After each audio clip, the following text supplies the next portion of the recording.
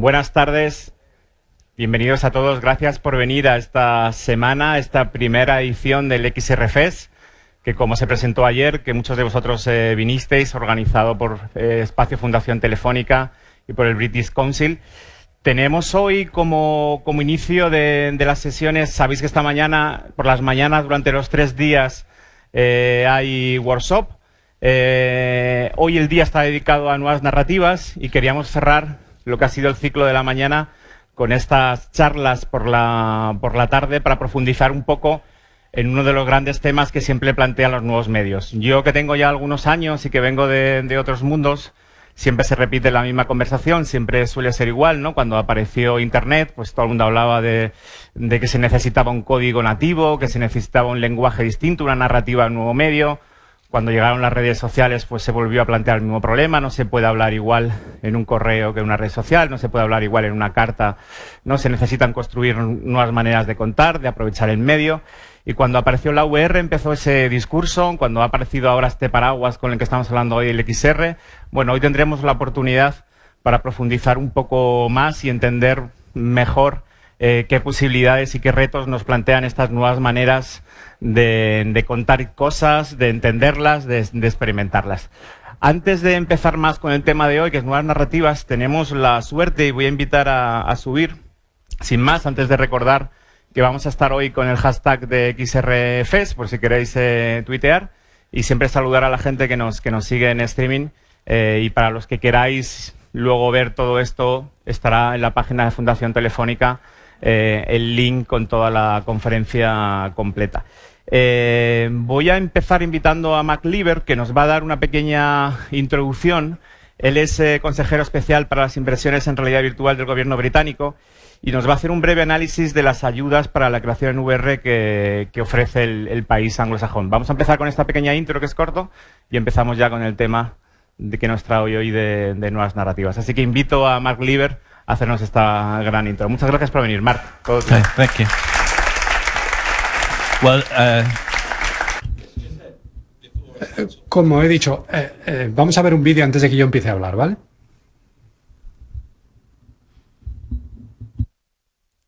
Hopefully. Espero.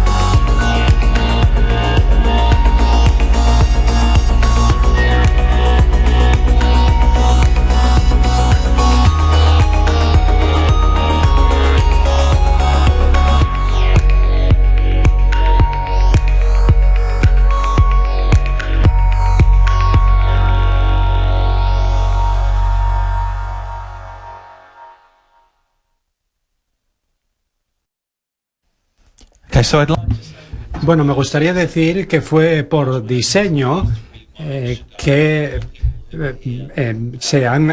en los próximos 2 días es coincidencia total, pero realmente es por lo que hemos hecho todo adaptado a la gente que está aquí.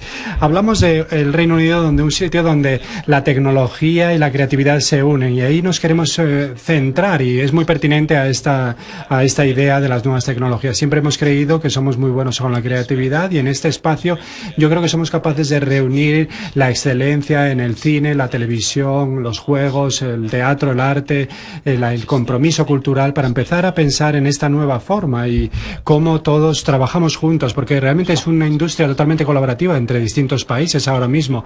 Crear una nueva industria en torno a la tecnología inmersiva, y a eso le entusiasma al Reino Unido, y estamos entusiasmados con la posibilidad de utilizar todas estas tecnologías para crear entretenimiento de impacto y tecnología inmersiva. Y para eso estamos invirtiendo muchísimo dinero en innovación y en investigación y desarrollo, y hay una serie de programas ahora mismo que están intentando poner esa financiación, ese catalizador para crear nuevos diseños de productos, para diseñar casos de uso que se van a convertir en esas formas que van a dar forma a esta industria. Hay un programa que se llama Audiencias Públicos del Futuro, y creo que es interesante porque probablemente es la primera vez que el gobierno británico está invirtiendo en contenido, en contenido que tiene que encontrar su público, claro. Y hay 4 grandes fondos de financiación, y están analizando los datos de juegos electrónicos, comercio, cómo cogemos los activos de un museo y los llevamos al mundo y los creamos con una tecnología inmersiva para crear nuevas formas de entretenimiento, nuevos productos de entretenimiento. Así que estamos buscando ver cómo el gobierno puede ser el catalizador de una nueva industria, sobre todo en el Reino Unido, para ir por delante del mercado. Hay investigaciones que se han llevado a cabo que decían que el Reino Unido era el 9% del mercado de la tecnología inmersiva mundial. Así que queremos ser parte de eso y seguir siendo parte. Y la razón de ese porcentaje es que es un mercado muy internacional. Yo he dedicado mucho tiempo en las últimas semanas a hablar con grandes estudios de Estados Unidos que ven el Reino Unido como un lugar donde se ven las cosas de forma distinta. En el Reino Unido estamos muy abiertos a trabajar con empresas internacionales que quieran venir y hacer investigación y desarrollo en el Reino Unido. Como se ha mencionado, yo soy consultor del equipo de creatividad para inversiones y comercio internacional del Reino Unido, que es un departamento del Reino Unido que quiere ayudar a negocios internacionales a expandirse y establecerse en el Reino Unido. Es para ayudaros a vosotros a abordar el mercado del Reino Unido y poder crear toda la infraestructura. Yo tengo mi base en Londres, tengo compañeros en Madrid, yo espero que alguno de mis compañeros esté aquí. Pero os puedo presentar también compañeros de Barcelona si alguno ha venido hasta aquí. Pero bueno, el gobierno lo que quiere hacer es que vosotros forméis parte de nuestra economía. Estamos en un mercado emergente donde estamos muy interesados en darlo. Una de las cosas que queremos hacer, y por lo que yo quiero hablar con algunas de las empresas, es porque sí hay esa sensación de colaboración internacional. Eso nos puede ayudar a todos a hacer avanzar el mercado, y la tecnología nos va a ayudar, y estamos todos entusiasmados. Así que muchas gracias por estar aquí. Estoy encantado de que tengamos posibilidad de trabajar con el British Council y con la Fundación Telefónica. Gracias. Bueno, pues para los que muchos de ellos os veo ya con hay traducción simultánea. Si la siguiente ponencia va a ser en inglés, si alguien está a tiempo todavía, la ponencia va a durar como una media hora, a lo mejor es mucho tiempo, os apetece entenderos todo y tenéis ganas, no pasa nada, no sentáis vergüenza de ir a coger, que todavía quedan algunos audífonos para tener traducción simultánea. De verdad que no pasa nada, y es una gozada escucharlo también en español. Tenemos un super equipo al que agradezco de traducción, que está allí, creo, que no me conozco sus nombres, pero agradezco siempre el gran trabajo que hacen, porque a veces traducir un evento como este no es nada fácil. Aprovecho ya para presentar a Robin McNicholas. Es un lujo, es un honor. Él es cofundador y director del aclamado estudio Marshmallow Laserfish. Este colectivo es uno de los líderes, creadores de realidad virtual en el momento. Tenemos la suerte hoy de tenerle aquí, y no quiero perder más del tiempo e invitarle para que suba y nos cuente lo que él quiera. Bienvenido. Aquí está, para ti, el escenario. Gracias. ¿Qué pasa? Hello. Bueno, buenos días. Primero quiero dar las gracias por haberme invitado. Me llamo Robin y yo represento a al equipo que Marshmallow Laserfist, trabajamos en todo el mundo, pero estamos sobre todo en Londres. Y voy a hablar un poquito de todo esto. En lo que respecta a las áreas de exploración, esencialmente lo que hemos estado haciendo, trabajando con codificadores y arquitectos, diseñadores, creativos, gente básicamente de todas las industrias que se involucran con la nueva tecnología de formas creativas, básicamente para ver y explorar nuevas narrativas, que trabajamos, por ejemplo, con drones, con robótica, con muchos músicos, con actuaciones de músicos. Y a medida que ha pasado el tiempo nos hemos dado cuenta de que hay la línea entre el mundo virtual y el mundo real está cada vez más difuminada. Y ocurre que nuestra comunidad, la comunidad con la que nosotros colaboramos, está implicada en fabricación en 3D, en todo tipo de tecnologías, y creo que tenemos una oportunidad enorme de crear nuevas historias, nuevas experiencias para la gente. Por el momento se llama el sector experiencial, es como se nos ha llamado. No sé si ese nombre se va a quedar, pero yo me formé en televisión y cine. Y justo cuando empezaba Internet, y pensé que la influencia digital era importante, tuvo una influencia, un impacto grande en mí, y yo quería encontrar nuevas narrativas, básicamente. Y luego en el trabajo he trabajado en el cine y en la televisión un poquito, pero de pronto me di cuenta de que como equipo queríamos sacar las cosas de la pantalla, traerlas al espacio físico. Y recientemente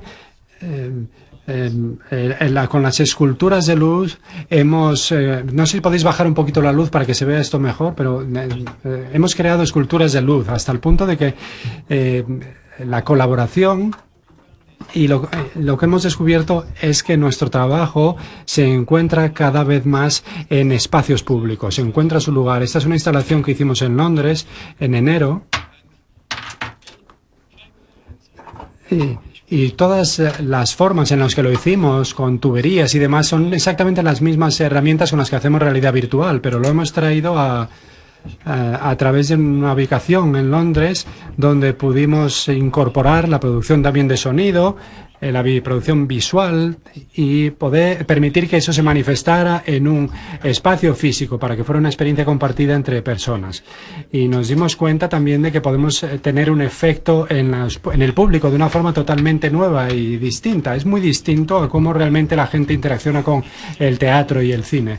Es algo totalmente nuevo, y yo creo que lo grande es que es totalmente fresco, es totalmente novedoso, no hay ninguna convención ya establecida. Así que para alguien que ha estudiado cine como yo, fantasear con la idea de crear convenciones fílmicas nuevas. Imaginaos cuando empezó el cine, cuando el cine llegaba y se ponía en las manos de los creadores y eran totalmente libres, podían editarlo, podían montar historias de una forma totalmente experimental y totalmente nueva. Eso es exactamente lo que estamos queriendo hacer con esto, con estas nuevas tecnologías. Pero es importante que tengamos en cuenta que no es solo por el bien de la tecnología, en beneficio de la tecnología, sino que es un mantra en realidad que se ha utilizado por doquier, que es que la historia tiene que ser buena. No importa la tecnología, no importa lo que uses, lo importante es la historia. ¿Cómo operamos nosotros? Básicamente trabajamos mucho con el mundo comercial, con el mundo de los anuncios, ¿no? A diferencia de los artistas tradicionales, hemos hecho gran parte de nuestros ingresos y gran parte de las fuentes de ingresos que tenemos vienen de nuestra propiedad intelectual, y lo que queremos es lanzar nuestras ideas al mundo, y nuestra propiedad intelectual, la que lanzamos al mundo, eso se puede luego explotar de una forma comercial para alimentar a ese segundo caballo, digamos, ¿no? Hay mucho equilibrio y hay mucha confianza por medio, evidentemente. Está claro que no es una industria fija o estancada, digamos, o varada, digamos, pero tenemos que basarnos sobre todo en la confianza. Pero es fascinante cómo hasta qué punto confiamos en el productor creativo para ser capaces de explorar distintas fuentes de financiación, distintas maneras de crear nuevas herramientas. que a veces luego se financian, digamos, por parte de organismos de financiación o a través de vías comerciales, digamos. Nosotros exponemos en galerías, en museos, en distintos tipos de eventos, y cada trabajo que hacemos es totalmente nuevo y distinto. Yo hablo mucho de esto, ¿no? Cuando esta era en la que nos encontramos, lo que más me interesa es por qué estamos creando estas nuevas historias con la tecnología. No vamos a mostrar las piezas de realidad virtual que alguien que se ha quitado, para alguien que se ha quitado los cascos y que no porque queramos distraerlos, no porque sea necesario que la gente se ponga unas gafas y vea una cosa que en realidad no existe. Yo creo que en estos tiempos en los que vivimos estamos constantemente conectados y nosotros estamos tratando de involucrar mucho a la gente y romper con la incredulidad, y queremos que la gente permanezca en esas historias que nosotros creamos. Creo que el teatro lo ha hecho estupendamente, el cine también, la música también, los videojuegos también, lo hacen estupendamente, pero en lo que respecta al uso de la tecnología en un entorno multisensorial, utilizando todos los sentidos, eso nos da mucha más implicación y mucho más, nos conectamos mucho más. Así que esta realidad mezclada, ¿no? A mí me sorprende cómo como seres humanos podemos tan rápidamente engranar historias simplemente con un pequeño GIF gracioso. Podemos crear contenido, crear significados. Nuestros sentidos están llenos de formas de asimilar estímulos y moldearlos de una forma para crear historias. Es decir, yo lo que me pregunto es dónde empieza la realidad y dónde termina. Por ejemplo, en esta imagen, ¿no? Hay una finalidad detrás de todo lo que hacemos en lo que respecta a nuestra propiedad intelectual, digamos, individual. Nosotros tomamos la inspiración de todo tipo de lugares. Antes de venir aquí yo estaba pensando qué es exactamente lo que me inspiró a mí más, ¿no? En los últimos meses. Y esto creo que me inspiró muchísimo, aunque no lo creáis. A pesar de que los seres humanos somos increíbles, y que tenemos una capacidad brillante para comunicarnos muy rápidamente y para leer historias y convertirlas en GIFs animados, ver este estudio sobre la biomasa que hay en el planeta y ver que, de hecho, de toda la biomasa que existe, la vida animal es simplemente esta pequeña sección de aquí, que todavía la podemos desglosar más, y los seres humanos ocupamos solamente este área de aquí. Así que nos damos cuenta de que no somos nada en todo lo que existe. Hay tan poco tiempo en este planeta y hay tantísimas cosas que se pueden hacer, y realmente esta es una frase y una idea a la que yo vuelvo constantemente, y esto se ha convertido en parte de nuestra práctica. A través de distintos prismas exploramos esta cuestión. El trabajo, en cierto modo, es un trabajo vivo, está vivo. Hacemos eventos en directo que tienen eventos digitales, pero cada proyecto se manifiesta de formas distintas. En lo que respecta al sector experiencial, hay muchas conversaciones, las experiencias basadas en la ubicación, LBE, y en eso me quiero centrar cuando hablamos, por ejemplo, de la realidad virtual y la inteligencia artificial ahora también. Nosotros hemos creado muchísimas piezas de realidad virtual, como habéis visto en la exposición. Hemos hecho muchos acontecimientos en directo, en vivo, y el resto de esta presentación lo que voy a hacer es repasar algunos de los procesos que nosotros hemos puesto en marcha con esas obras inmersivas que hemos ido creando. Por ejemplo, profundizar, una inmersión en el mundo natural que empezó con un proyecto que se llamaba In the Eyes of the Animal, para un festival que ellos no querían realidad virtual. Decían, esto es un bosque y haced algo con este bosque. Así que realmente fue una orden muy, muy maravillosa, porque realmente nos abría un campo enorme y nos gustaba el contraste entre tener algo muy de alta tecnología y llevarlo a un entorno muy rural. Y en los ojos del animal, creamos una pieza que ponía a la gente en distintas perspectivas sensoriales, en las perspectivas sensoriales de distintos animales. Un mosquito, una libélula, animales que iban siendo devorados por otros animales, y nos daba las distintas perspectivas dentro de eso. Es justamente dentro de ese entorno. Nosotros usamos esos escáneres de luz para hacer un escaneo volumétrico del entorno. Pero también creamos una caja de herramientas, digamos, ¿no? Una serie de herramientas. No sé cuál es la experiencia que vosotros habéis tenido, la gente que está en esta sala, pero nosotros empezamos utilizando herramientas arquitectónicas para hacer encuestas, estudios. Ese escáner de luz que lo que crea es una nube de puntos de un entorno. Luego trabajamos con algunos desarrolladores de shaders, con el entorno digital que nos permite manipular esos datos e inyectarle color. Y al final trazar una historia con esos datos que en el principio parecen totalmente estériles.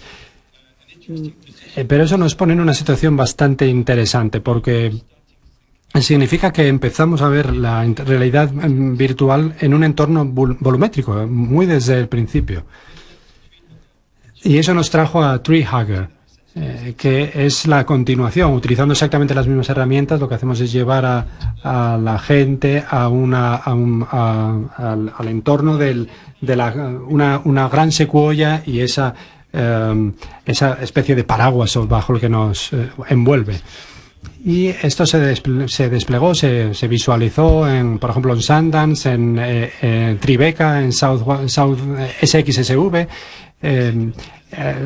Y es importante también verlo con perspectiva y ver que, por ejemplo, hay un festival de cine que a mí realmente me encanta, que ahora exista este XRFest, ¿no? Porque significa que va habiendo cada vez más comunidades, cada vez más lugares que se unen y que van permitiendo que este trabajo exista no en el silo de los videojuegos, en el silo del cine, sino que sea tenga su entidad propia, ¿no?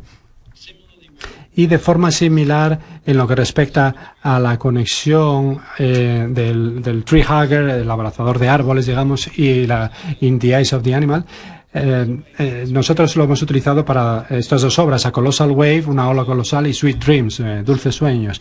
Esencialmente lo que hacemos es desarrollar esta máquina de crear sombras y que permite al equipo tener mucha diversidad en el enfoque. El otro proyecto es BBBB. En lo que respecta a la sindicación, a la colaboración, nosotros nos damos cuenta de que requiere muchísimo esfuerzo y muchísimo capital. Cuando utilizamos esos capturadores volumétricos, hay muchas cosas que luego hay que unir, hay mucha postproducción que hacer, así que lleva mucho trabajo y mucho coste. Así que tenemos que ser agnósticos en términos del hardware. No solo podemos tener unos auriculares y hacer todo para esos auriculares, porque habréis visto que los auriculares se quedan anticuados a una velocidad loca, ¿no? Y tenemos que hacer algo que realmente funcione con todos. Nosotros mostramos nuestro trabajo en distintos contextos y creamos realidad virtual, pero luego la enviamos. Por ejemplo, esto es Singapur en una pantalla cilíndrica. Esto es una cúpula completa en México, un museo en Bradford, en el norte de Inglaterra. Así que el trabajo va cobrando su propia vida, más allá de las limitaciones de la realidad virtual. Y hay una aplicación para ello, y también hay un sitio web en el que se puede ver. Para In the Eyes of the Animal hay un estudio de caso. Es importante enfocarlo y verlo. Verlo con cierta distancia, ¿no? Y ver la energía que se mete en todo eso. No es un camino fácil porque muchas veces la producción es distinta para cada tipo de pantalla y hay muchas horas de trabajo detrás de cada adaptación. No nos restringimos a la arqueología de los auriculares o las gafas de realidad virtual. Como he mencionado, el tacto es muy importante, así que las interfaces físicas también son muy importantes para nosotros. también el olor. Para Tree Hugger, por ejemplo, tomamos el ejemplo de cómo se comportaba el público, cómo se comportó con In the Eyes of the Animal y pensamos cómo mejorarlo. Así que desarrollamos un dispositivo que liberaba aromas, los aromas del bosque, del suelo, del bosque, de la madera, de la albura. Los entusiastas, por ejemplo, de este tipo de cuestiones realmente nos ayudan y nos animan mucho a lanzar nuestras ideas al mundo. Es verdad que yo creo que es muy importante utilizar los aromas, realmente nos ayuda a trasladar significados de una forma muy sencilla. Es increíble cómo funciona la mente del ser humano. Nosotros podemos llegar a esos valles donde todo es como si dijéramos un poco, que da un poquito de miedo. Y realmente el aroma es una cosa que nos trae a la memoria muchísimos recuerdos. Creo que es una de las partes más sensibles del cuerpo y tenemos que hacer las cosas de una forma personalizada para que cada usuario pueda vivirla a su propia manera, lo cual evidentemente hace que sea muchísimo más costoso que el cine, por ejemplo, en el que es como si dijéramos café para todos. Esto tiene que hacerse de una forma que sea gestionable y los resultados de eso para el público son alentadores porque vemos que realmente la gente lo agradece. Así que la cuestión táctil es muy importante, las experiencias compartidas. Si nos imaginamos esto no lo veis, ¿no? Pero esto es como un fieltro, como algo que tiene la forma de una secuoya gigante, ¿no? Incluso puedes meter la cabeza dentro de la gran secuoya, pero nos dedicamos mucho tiempo a ver cuáles son exactamente las sensaciones que sientes en los dedos y eso sin duda tiene impacto en la historia. Si fuera un mármol frío sería una historia totalmente distinta. Y los contratos sociales, ¿no? Son importantes, crear esa confianza que permita a la gente involucrarse con la obra sin sentirse cohibidos o avergonzados o no confiar del todo. Hay todo tipo de entidades que surgen a medida que vamos evolucionando en el trabajo. Por ejemplo, Montreal, en el DeFi Center,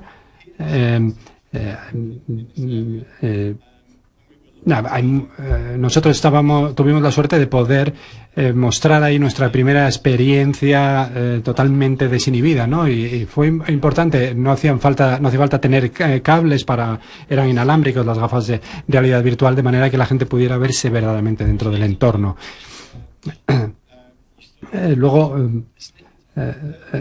Snippetoff, por ejemplo, vimos en la presentación de Mark, básicamente por la captura volumétrica de In the Eyes of the Animal fuimos capaces de desarrollar esto. Creamos estas sombras, estas tonalidades, las técnicas para hacerlo, luego las desarrollamos aún más en Tree Hugger y al final creamos una experiencia, digamos, llave en mano, ¿no? Que es una experiencia que podemos presentar a un público y permitirles que ellos entren en ella cuando quieran, y lo hicimos en una galería de Londres donde presentamos la experiencia de 12 personas. Estuvo allí durante 6 semanas en un principio, pero dado que fuimos capaces de mantenerla, la tuvimos que extender y que ampliar a 6 meses porque realmente estaba completa todos los días. Así que realmente es muy alentador para el sector de la realidad virtual. El público era tan variado que nos dejó impresionados. Había estudiantes, había familias, había turistas, mucha gente interesada en la tecnología, pero también muchísima gente que estaba interesada en el arte. Así que es una forma muy útil de ir refinando esa experiencia, ir mejorándola y aprendiendo, digamos, de lo que vamos haciendo. Y sobre la marcha evolucionar y desarrollar esa experiencia para ir haciéndola lo mejor posible y lo más robusta posible. Digamos, como si fuera para un uso constante, ¿no? Y una mejora constante. Evidentemente, a medida que la tecnología mejora, esto es Turing, ¿no? Que llamamos, y ahora somos capaces de mejorar la capacidad. Y en este momento teníamos el espacio de la galería, 10 metros por 8 metros. Y y pues podía haber 12 personas a la vez. La cantidad de horas que teníamos multiplicado por las horas, podían entrar 240 personas al día y pagaban 20 libras. Yo creo que había como 28.000 personas acabaron visitándola a lo largo de ese periodo de 12 meses. Y significa que podemos tener conversaciones con galeristas, con distintas instituciones, con distintas soluciones para crear entradas. Podéis entrar. Esto puede funcionar también comercialmente, queríamos decir, y esa es una parte importante para poder venderlo. Al ver esta escena necesitábamos esos modelos de negocio que realmente hicieran prosperar la experiencia.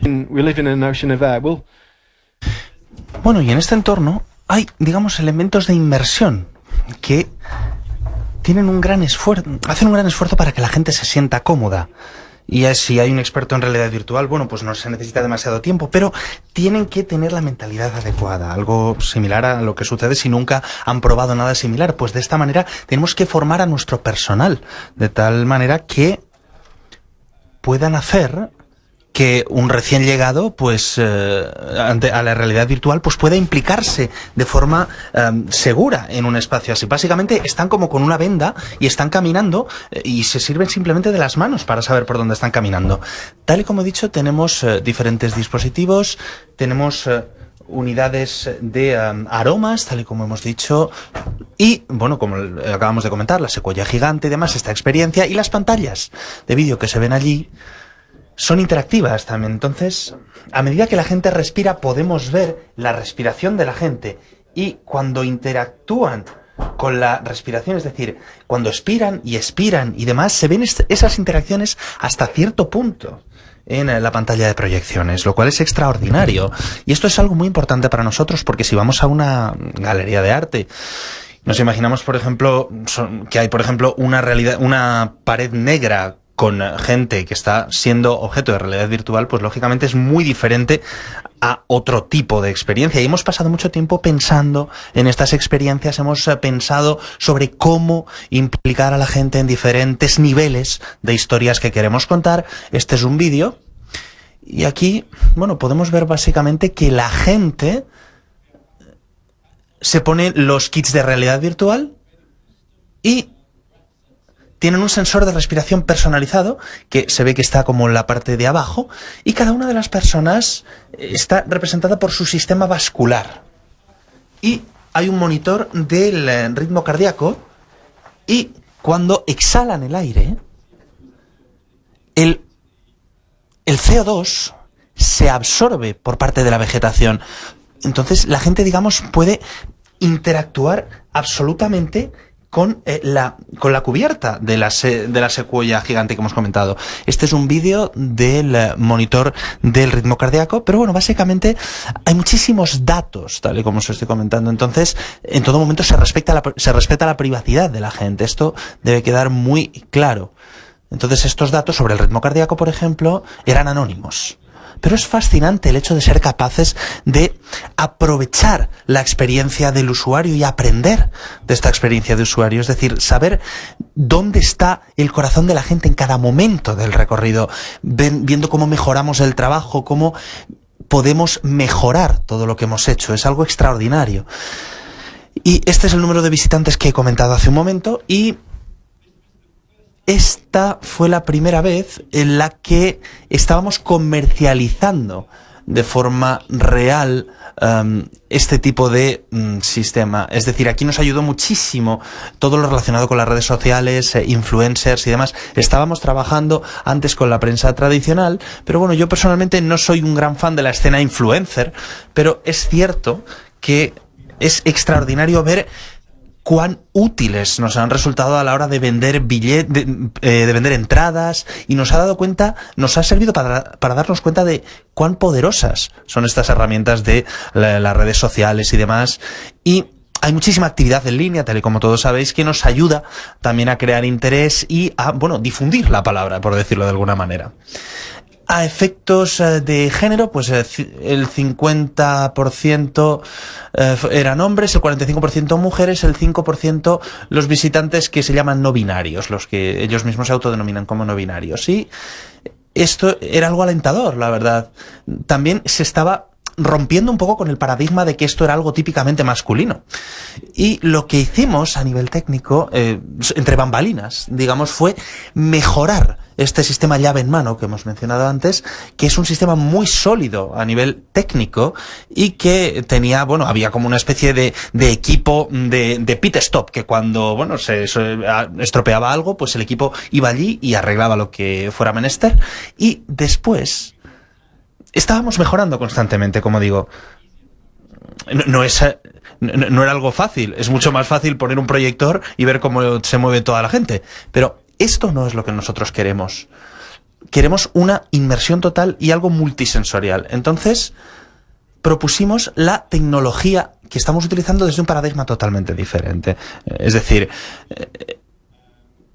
lo que hicimos fue efectuar un seguimiento, por ejemplo, con sistemas colocados en muñecas y en tobillos. Entonces, esto fue una experiencia que desarrollamos en materia de realidad virtual y nos sirvió para ver cómo es la percepción de la gente del gusto. Vimos que cambia totalmente cuando los estímulos visuales se alteran y los aspectos de sonido se alteran también. Hay una investigación extraordinaria sobre la percepción humana del sabor, es decir, la misma comida que se sirve en por ejemplo, en un plato con forma de nube, se percibe de forma totalmente diferente la misma comida que si se sirve en un plato de estos así como muy cutre, ¿no?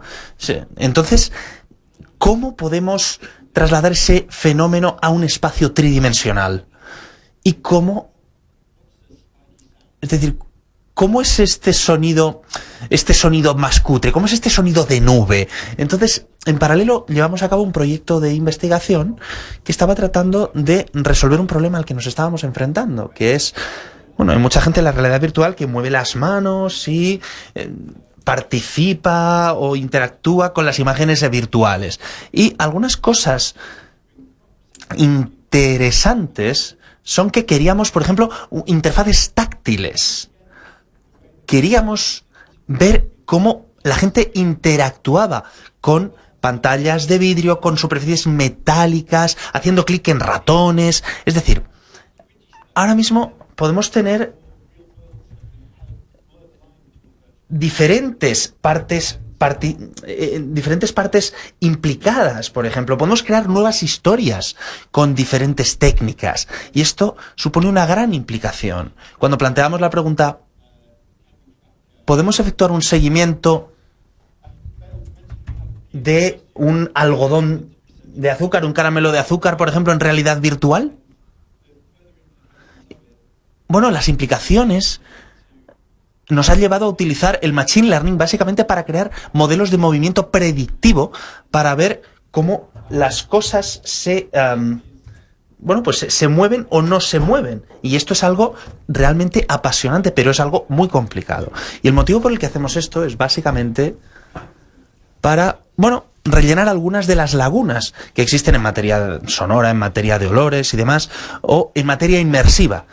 Y con estas herramientas, pues digamos, podemos interactuar con objetos deformables, es decir, medios que podemos utilizar, pues, para desarrollar toda esta realidad virtual. Podemos utilizar y explotar la tecnología para crear, por ejemplo, simulaciones quirúrgicas de realidad virtual con elementos de prótesis virtuales. Es decir, son formas plausibles de aplicar diferentes técnicas en todo este paradigma. Entonces, la forma en la que lo hemos expresado es a través de este programa Sweet Dreams, que se vio en Sundance en el mes de enero, y creamos una experiencia de 15 minutos para que la gente pudiese participar.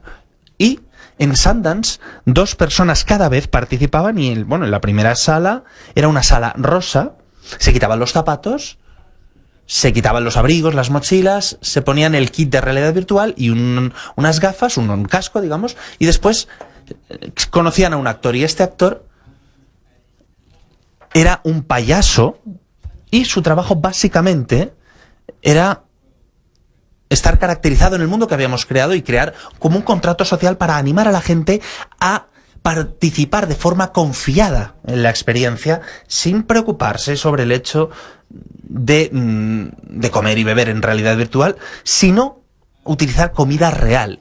Y esta era una parte fundamental en este contexto a la hora de sujetar las manos de la gente, por ejemplo. Entonces, lo que hicimos fue diseñar salas de multiinmersión con elementos cinéticos y demás, y cuando entrábamos las paredes se cerraban. Entonces, era como si hubiera una especie de válvula que hiciera que la habitación se cerrara. Entonces, este era el actor. Entonces, un poquito nervioso al principio, el actor básicamente lo que hace es entrar, básicamente creaba un vínculo para que la gente se sintiera seguro. Les cogía de la mano y decía, oye, no va a pasar nada. Y el suelo se movía bastante, escurría bastante. Entonces, era como una especie de ondulación creada en el espacio. Y esto también servía para que la gente no caminara tan rápido. Entonces, la historia se llama Luscious Delicious Land. Esta es la entrada, donde se podía beber el refresco, y cuando estábamos en el mundo que habíamos creado, había diferentes objetos que se presentaban a sí mismos. Por ejemplo, el cuerno de un unicornio, o lo que hicimos era, pues por ejemplo, si tocaban algunos objetos, pues se movían como si fueran gelatina. Y bueno, había diferentes simulaciones con partículas. Cuando la gente se comía, por ejemplo, caramelos de arroz, disparaban, digamos, estas partículas para que la gente las percibiera. Entonces, el proceso terminaba en beberse, digamos, una parte del universo. Entonces, beberse el sol. Entonces, el sol era, pues también estaba hecho a escala electrónica, lógicamente, entonces se reducía muchísimo en tamaño, entonces tenía este aspecto. Este tipo de cosas, básicamente, son elementos multisensoriales, es decir, es como si entraras allí y te comieras una comida con realidad virtual. Estábamos utilizando el gusto para facilitar la historia.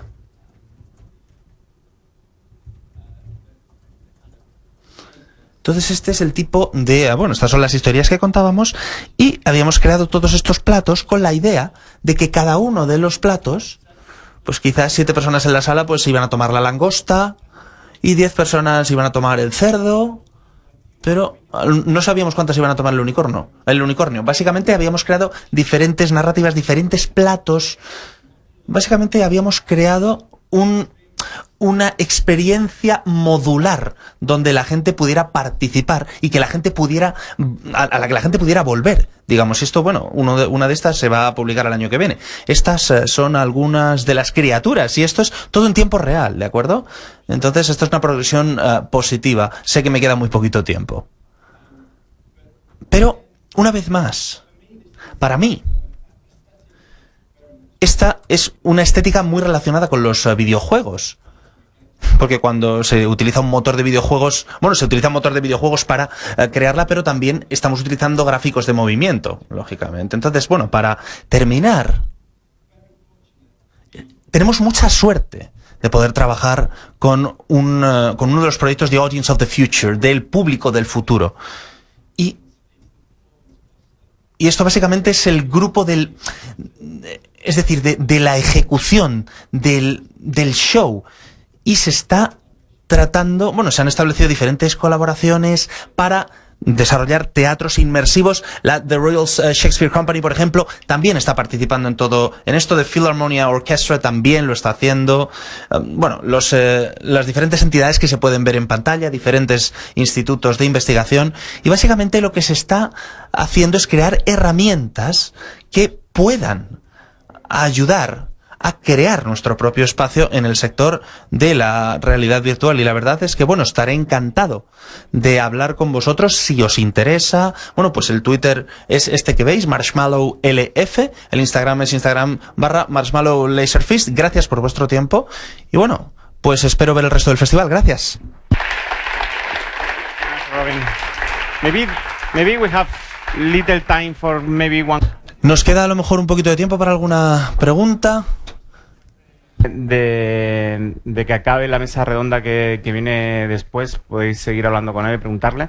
Pero si os parece, aunque sea una pregunta, ¿que alguien le apetece o quiere esperarse? ¿Hay alguna pregunta que queráis hacer en...? ¿Hay un micrófono? ¿Podemos hacer llegar? Por ahí va.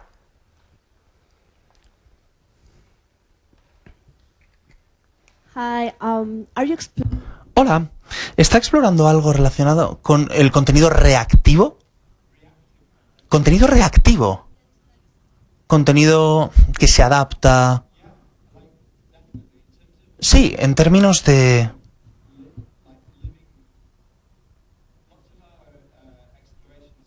Bueno, se está trabajando, por ejemplo, con marcos y con la escena de los códigos creativos. Entonces, los materiales son generativos, digamos, se generan.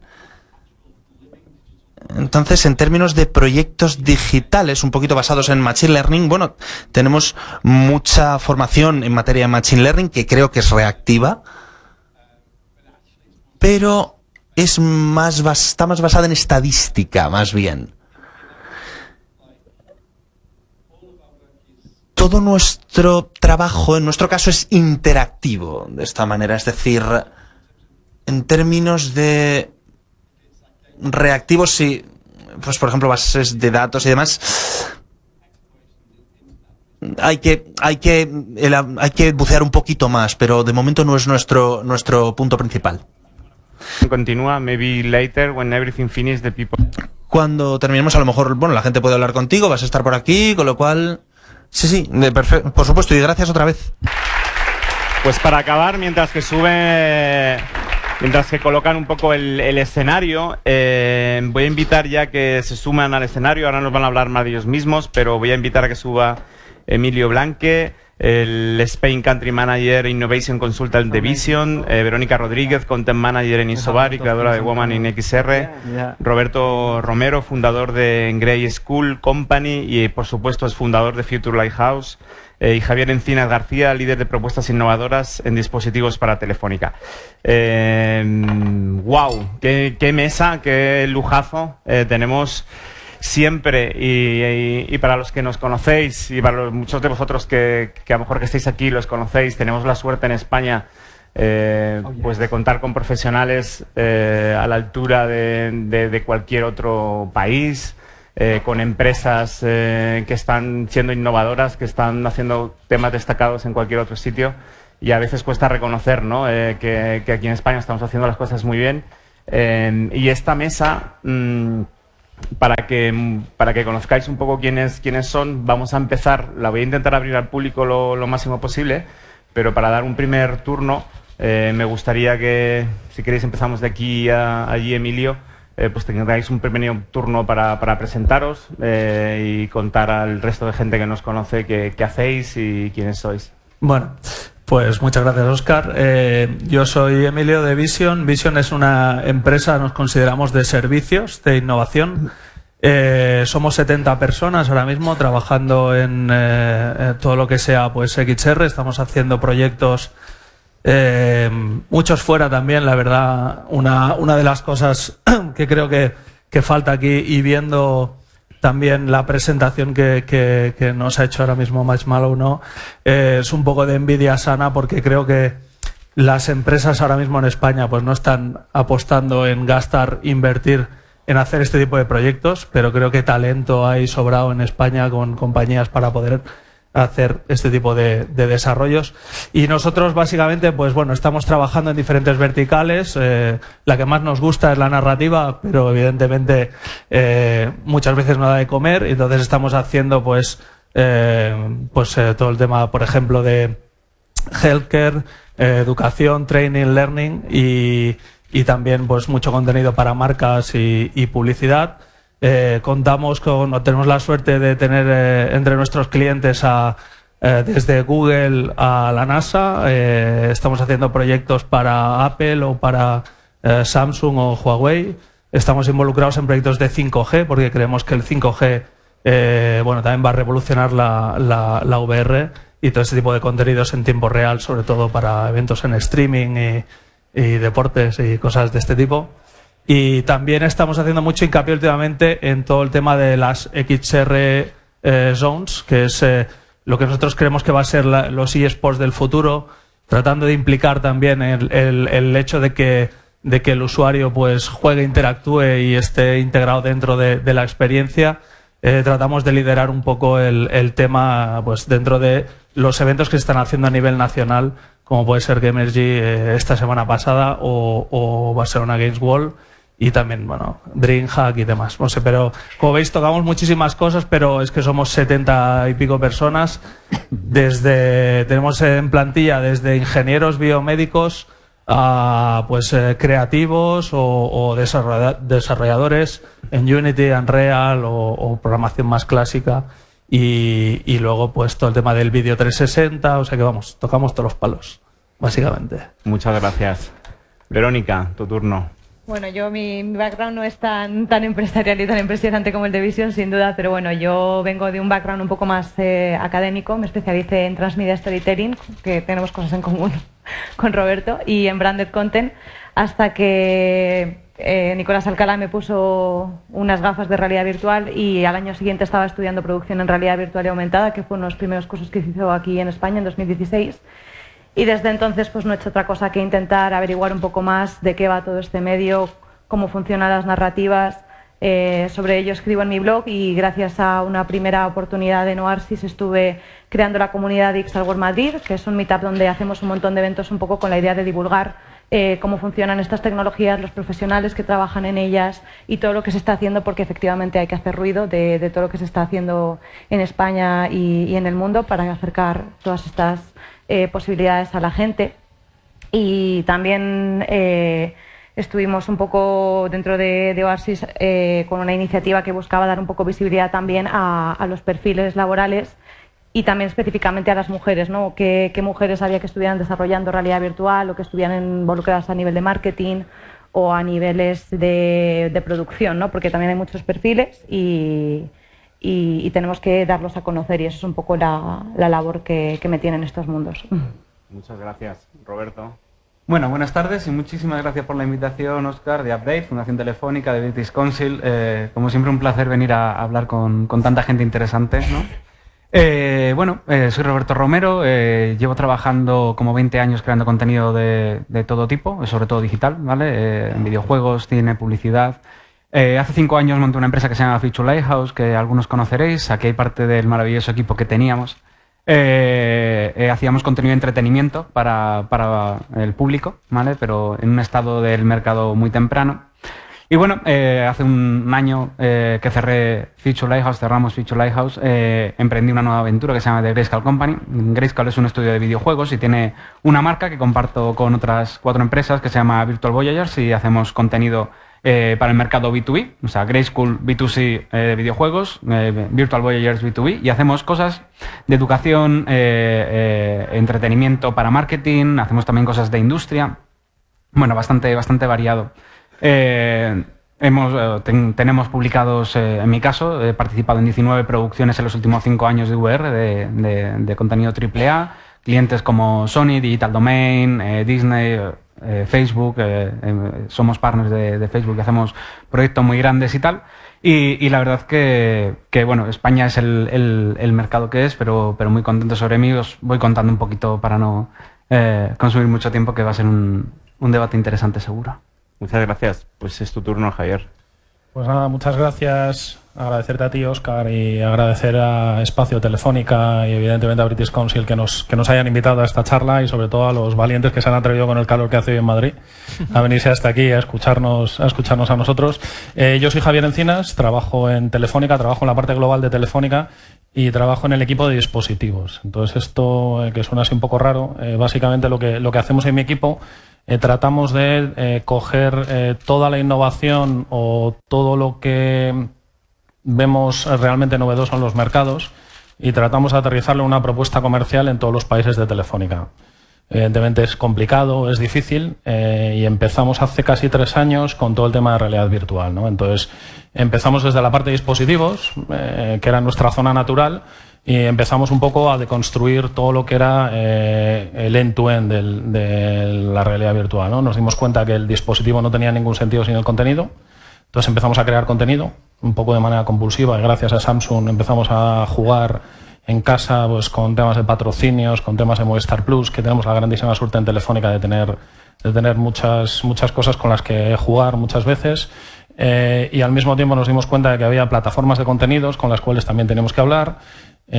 Había también sistemas operativos, estaba por ahí Oculus, estaba Google haciendo cosas, entonces al final hemos tratado de crear una propuesta 360 que ahora la verdad es que vemos que está todavía un poco en el horno, pero que algún día seremos capaces de aterrizar con contenidos de Telefónica y con tecnología de Telefónica.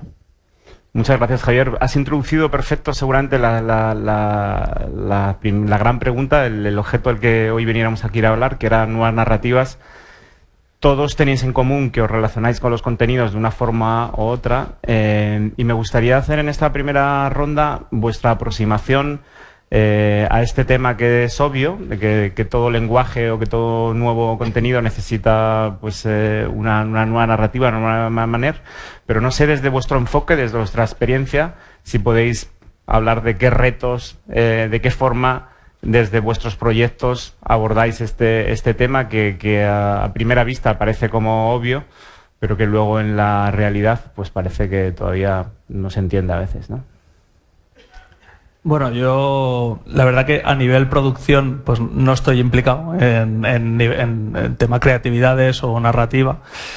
Sí he ido viendo durante pues los 6 años que llevo en la compañía que al principio era todo un poco prueba-error y vas detectando las problemáticas tal como vas prácticamente desarrollando o creando una pieza narrativa y demás. Yo creo que se ha ido consiguiendo un know-how, se ha ido aprendiendo mucho. Y el problema ahora quizá, por ejemplo, cuando pensamos en producciones cinematográficas o que las grandes productoras se puedan meter a hacer algún tipo de pieza de este tipo y tal, es la figura del asesor de narrativas inmersivas, porque, por ejemplo, pues grandes directores que quieran hacer grandes piezas se encuentran con problemas que nosotros nos hemos encontrado anteriormente y que ellos ni siquiera se han planteado. Entonces todo esto va a ser un poco complejo de irlo ligando, pero bueno, también hay que pensar que las narrativas el cine como lo conocemos hoy en día, pues quizá creo que tardó como 30 años en definir una narrativa propia, que es la que estamos viviendo hoy. Pues en la realidad virtual se están empezando a contar historias desde hace 6-7 años y está todo un poco pues en esta fase en la que pues está casi todo por hacer y por definir, ¿no?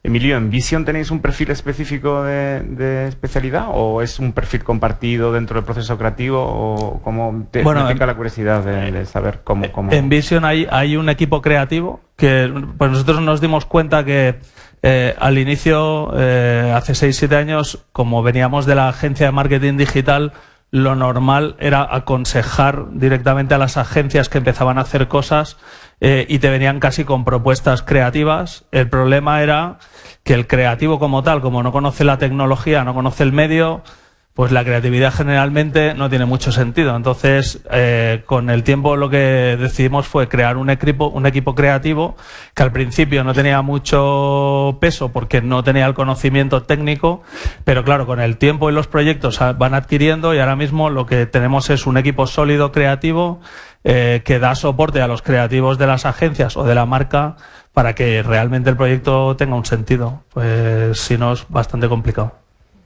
Genial. Verónica, ¿cuál ha sido tu approach?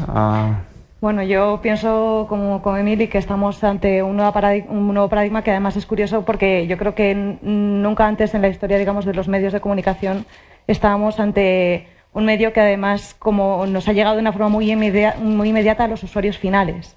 De alguna manera, antes se testaba a otros niveles con unos agentes sociales que lo validaban y establecían unos cánones hasta que nos llegaba, digamos, al resto del mundo.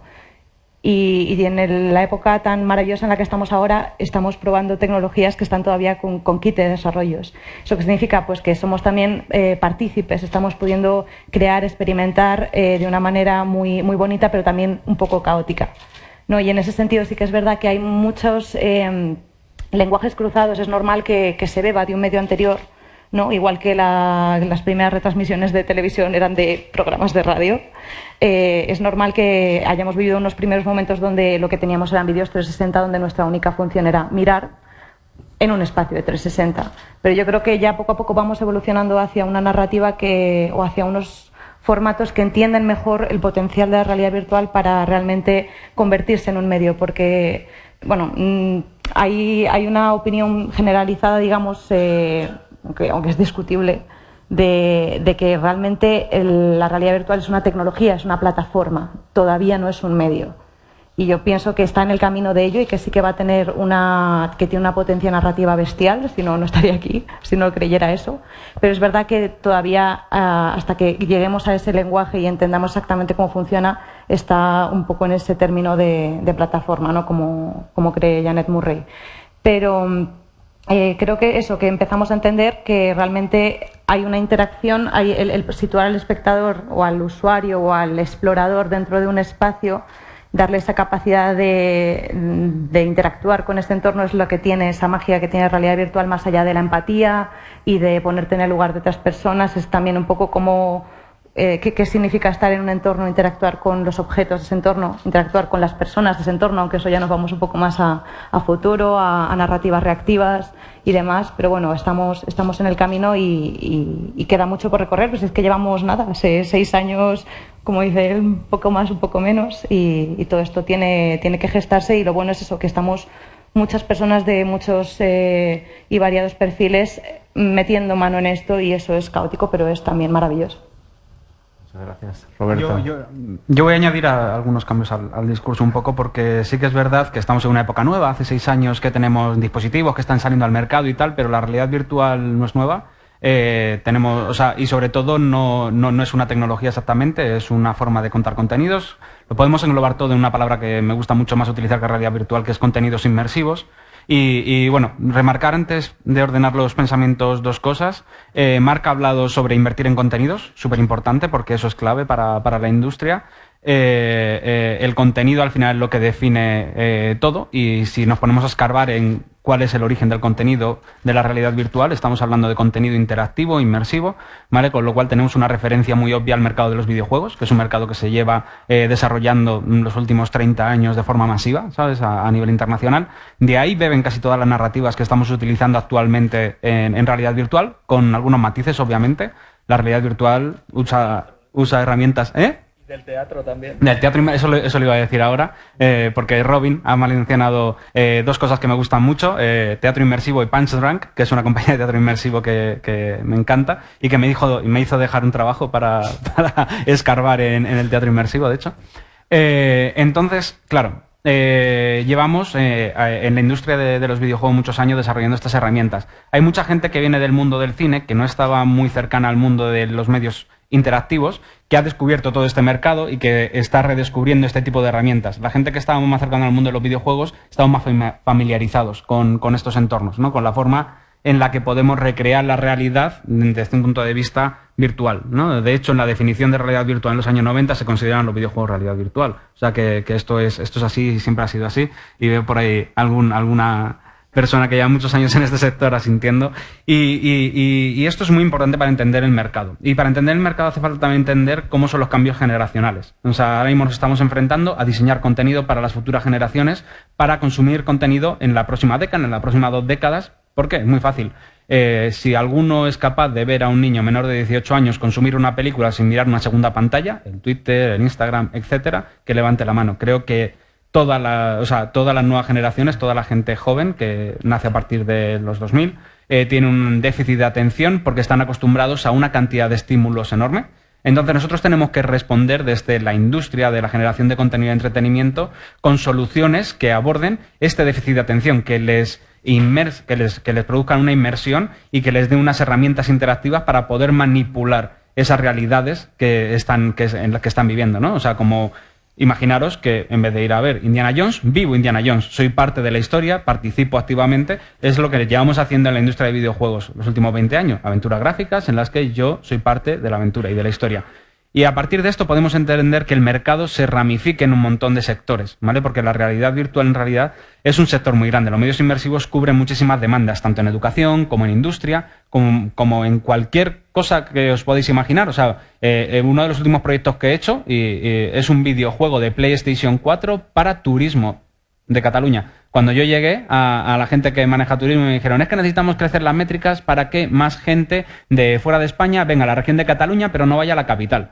Y dije, ¿y qué perfil de gente buscas? ¿Qué edades? Y dice, pues estábamos buscando gente menor de 35. Y dije, un videojuego de PlayStation VR basado en una aventura gráfica que nos hable de la leyenda, de la historia, pero que nos lleve a estos sitios fantásticos de forma inmersiva. Bueno, ha sido un éxito en números. Estamos hablando de más de 200.000 descargas en 6 meses, que esto en números relativos en realidad virtual es muchísimo, ¿vale? Y unas métricas que tienen ellos de visitantes que ya están empezando a crecer y empezando a diversificarse geográficamente el turismo, tanto en accesos a páginas web de diferentes regiones como los propios viajes. O sea, al final hay que entender el mercado como una herramienta que cubre muchísimos aspectos y en la que tenemos una capacidad obviamente de desarrollo, y en esto estoy totalmente de acuerdo, y que estamos rascando la superficie y que todo lo que va a venir, teletrabajo y otros mercados, o sea, no solamente, le llamo medios inmersivos porque no es solamente VR, también estamos hablando de AR, ¿no? O sea, esta X que veis, o sea, como hay tantas cosas R, algo reality, ¿no? Pues la AR al final es algo que vamos a tener todos en el día a día. Es una herramienta que nos va a propiciar ser más productivos, nos va a habilitar más teletrabajo, nos va a habilitar hacer las cosas mucho más rápido para tener mucho más tiempo libre,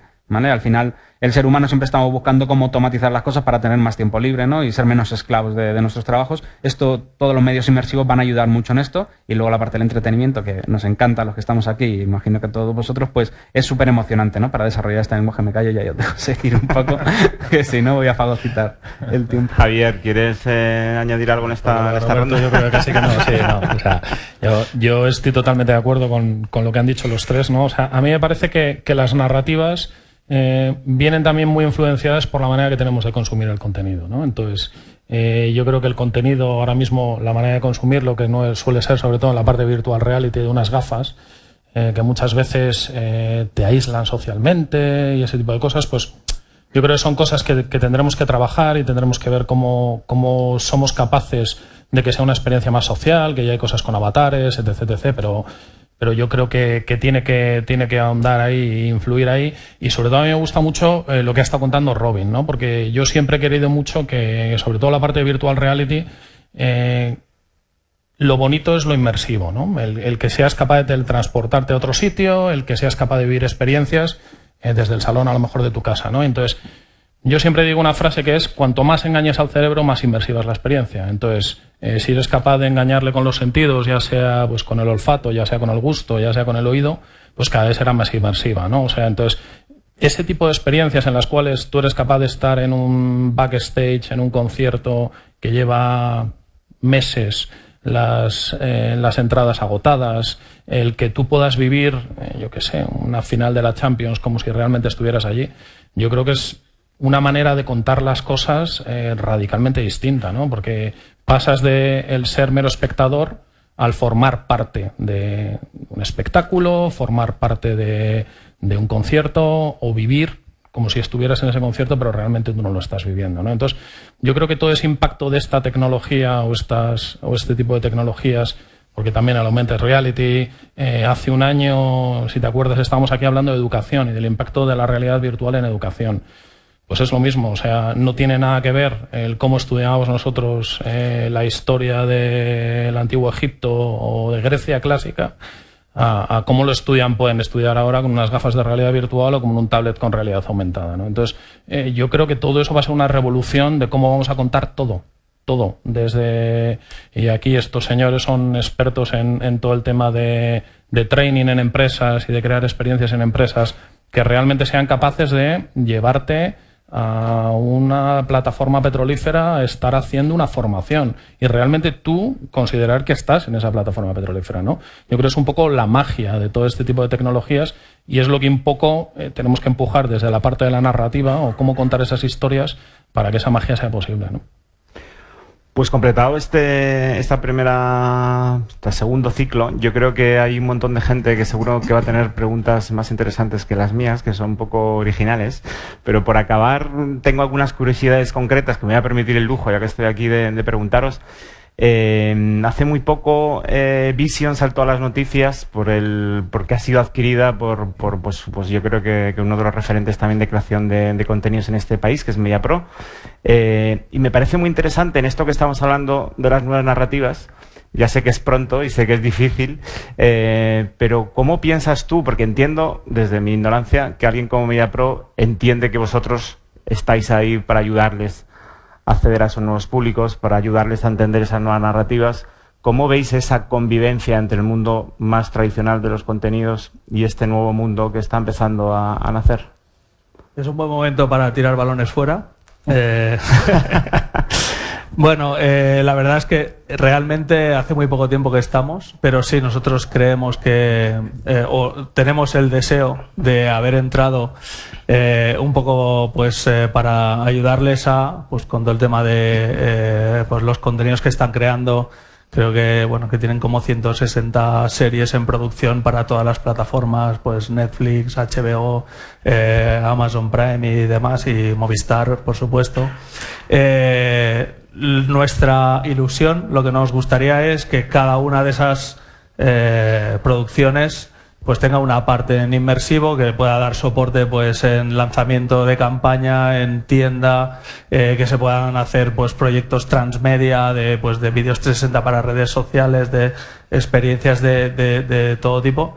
Y creemos que para eso ha sido para lo que hemos entrado un poco, y para aportar innovación y que es un poco nuestro target, para lo que nuestro lema siempre es Looking Beyond. Siempre miramos de estar como 2 años por delante de nuestra competencia en todo, incluso pues ahora por lo que te decía también con el tema de eSports, ¿no? Que ellos también son muy fuertes en este tipo de plataformas, y creemos mucho en tratar de impulsar, pues vamos a ser muy pesados dentro del grupo en ayudarles a que todo les venga, toda la innovación a través nuestro canalizado. Esa es mi idea. Y luego cuando llegue a Barcelona igual me coge el jefe y me dice que me he metido en camisa de 11 varas, ¿no? Pero bueno, sí. Nada, es un mensaje que mandamos aquí. A ver si dentro de un año te volvemos a invitar y nos cuentas. Exacto, a ver cómo va. Verónica, ayer tuvimos unos datos que nos daban bastante curiosos del estudio que se hace tanto en Estados Unidos como en Inglaterra, sobre cómo cada vez se está separando más la brecha de género en lo que tiene que ver con la realidad XR. Y muchas veces la gente se pregunta si es un fallo también desde el punto de vista de los contenidos, es un fallo de las narrativas o simplemente es un tema cultural de los dispositivos, porque hay tanta diferencia no solo de la gente que desarrolla, sino de la gente que consume, que cada vez hay más brecha, hay como más hombres que consumen este tipo de medio con respecto a las mujeres. Tienes, ya que que eres creadora y que has estado contando que tienes especial sensibilidad para estos temas, no sé si puedes arrojarnos algo de luz, porque cuando vemos esas cifras siguen sorprendiendo, porque no es que vayan a menos, sino que van a más. Bueno, en ese sentido, y siendo completamente franca, es también un tema de videojuegos, ¿no? Al fin y al cabo, como ha dicho Roberto, tiene mucha relación la realidad virtual con los videojuegos, y seguramente muchos de los datos que tenemos hoy en día sobre cuántas personas tienen un visor de realidad virtual en sus casas y cuánta gente consume realidad virtual, pues es un mundo que culturalmente y hasta hace poco, digamos, ha llamado más la atención, era algo como más de chicos. No, obviamente esto lleva varios años en cambio. También ha habido un crecimiento bestial de comunidades tecnológicas que daban visibilidad o apoyo a la mujer, y es verdad que es un tema complicado, porque parece que es como muy de género y demás, pero realmente no, como decía Catherine, la idea de llegar a una audiencia representativa real de la sociedad incluye a las mujeres. Entonces, ¿quién mejor que varias personas, no ya te digo una mujer, sino una mujer, un hombre, un niño, un anciano, para pensar en algo que nos pueda llamar la atención a todos o que pueda conectar de alguna manera? Luego, a ver, hay gente que dice que las mujeres somos más intuitivas que lógicas. Yo la verdad es que lógica tengo poquita y me pierdo en todas partes, pero eso ya es como, yo creo que es también una sensibilidad personal. No es la persona que quiere contar la historia y que no tiene que centrarse en la historia que quiere contar y lo que quiere transmitir, sino con lo que realmente conecta con las personas que hay ahí, y pues son personas, son hombres o mujeres, son nuevos géneros que están saliendo. Ahora justo que tenemos el orgullo LGTBI en Madrid, es decir, todos estos temas estamos en un momento de transformación. Entonces todos estos temas están ahí por verse. Yo creo que es necesario que haya más iniciativas que incluyan diferentes puntos de vista, pero que no se centren en el punto de vista de la mujer. Es decir, no quiero ver una experiencia de unas mujeres que han sido acosadas o violadas. No, quiero que una mujer me cuente pues cómo es estar jugando un partido de eSports, por ejemplo, o no una mujer, sino lo que sea, pero que se incluya también esos puntos de vista sin ser necesariamente centrado en este es el punto de vista de la mujer. Sencillamente que se incluya como algo completamente normal, que es lo que debería ser. Genial. Pues Roberto, en la charla de Robin hablaba de un tema que tenía siempre en la cabeza, que podíais contestar cualquiera, pero me parece que podría ser interesante en tu caso, que has tenido mucha experiencia en estos años de haber trabajado con marcas como servicios, pero también con contenidos propios que habéis creado, con lo que él ha llamado el contenido adaptativo, el que intenta, que de repente mucha gente también lo llama 360, no sé qué, confunde un poco esta historia, pero intenta explicarla de cuando haces algo, por ejemplo para turismo de Cataluña, ¿no? De repente esta manía de que todo tiene que servir para todos los medios, entonces es como que no, pues el spot tiene que tener una adaptación a VR, tiene que haber una adaptación a la web, tiene que haber una adaptación a... ¿no? ¿Cómo ves tú esta necesidad que ahora de este contenido adaptativo, de que todo tiene que valer para todo, como si es una limitación para el trabajo que hacéis, o no, o es un challenge? Me gustaría saber un poco qué opinas como creador. O sea, normalmente esto viene delimitado por los presupuestos. Quiero decirte, cuando una marca te contrata para hacer una campaña y le tienes que proponer contenidos, tú puedes tener una gama de soluciones tremenda, pero si el presupuesto no te da para cambiar el tipo de contenido por el tipo de plataforma, obviamente, en este proyecto que comenta Legends of Catalonia sí que hemos podido tener diferentes contenidos para aplicaciones de realidad virtual móvil, para la PlayStation tiene un tipo de contenido, para pantallas tenemos otro tipo de contenido, las experiencias de Instagram son diferentes, está todo el contenido adaptado, todo parte de los mismos modelos, de los mismos 3D, del mismo arte, ¿vale? De la misma estética y de la misma filosofía de la campaña, pero cada contenido está diseñado y está creado para eso. Hay otras campañas que no hemos podido hacer contenidos diferentes. El mismo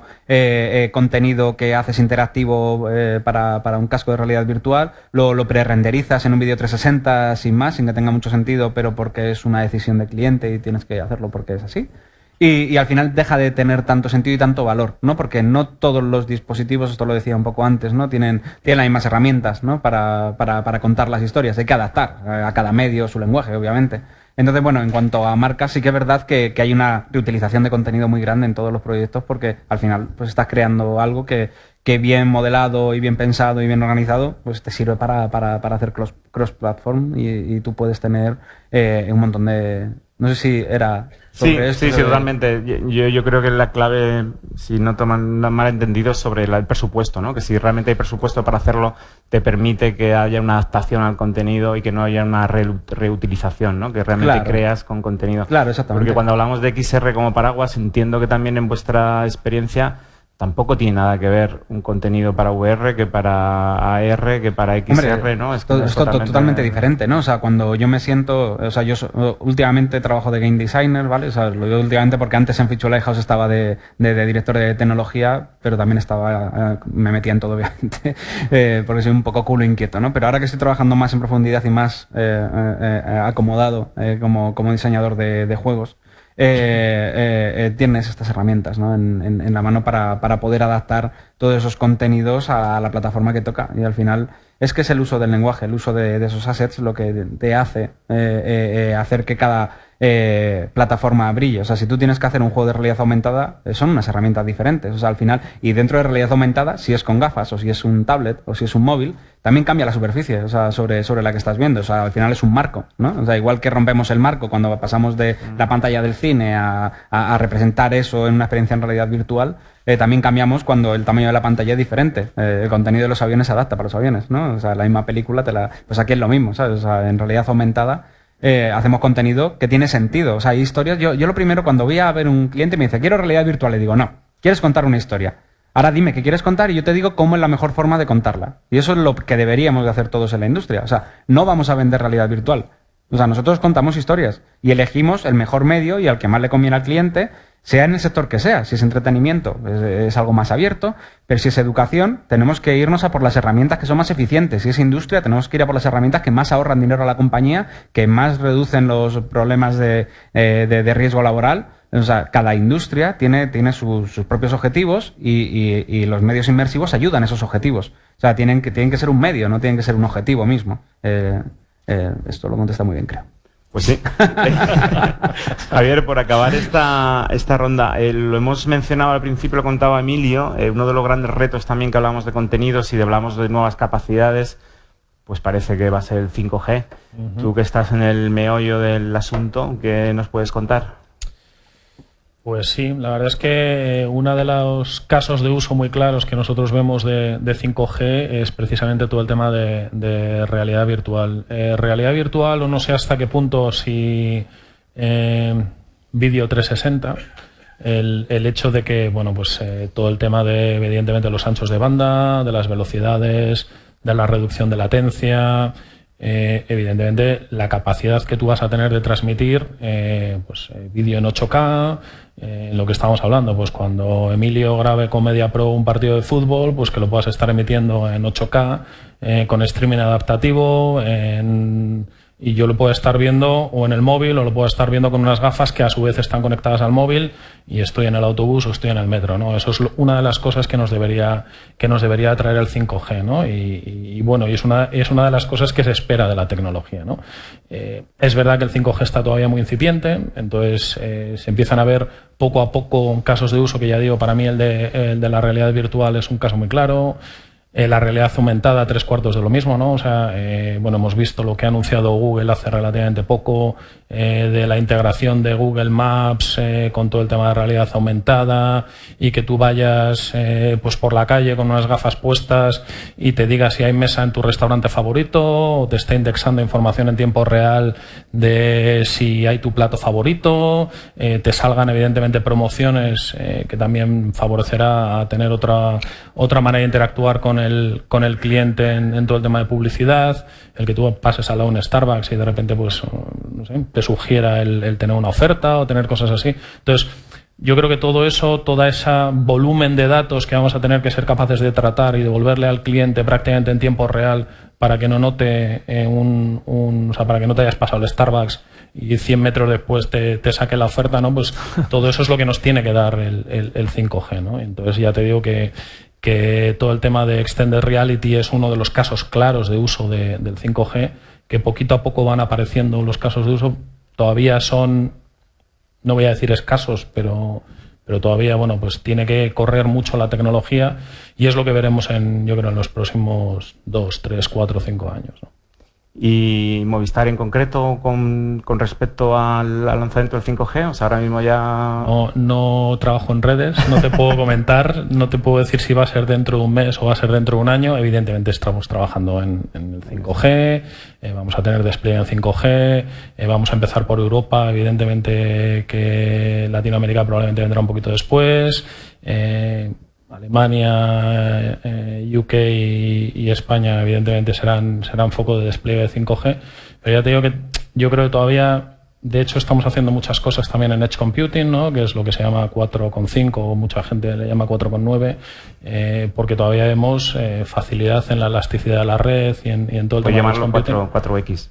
4X. que cada uno le ponga el número que quiera a esa X.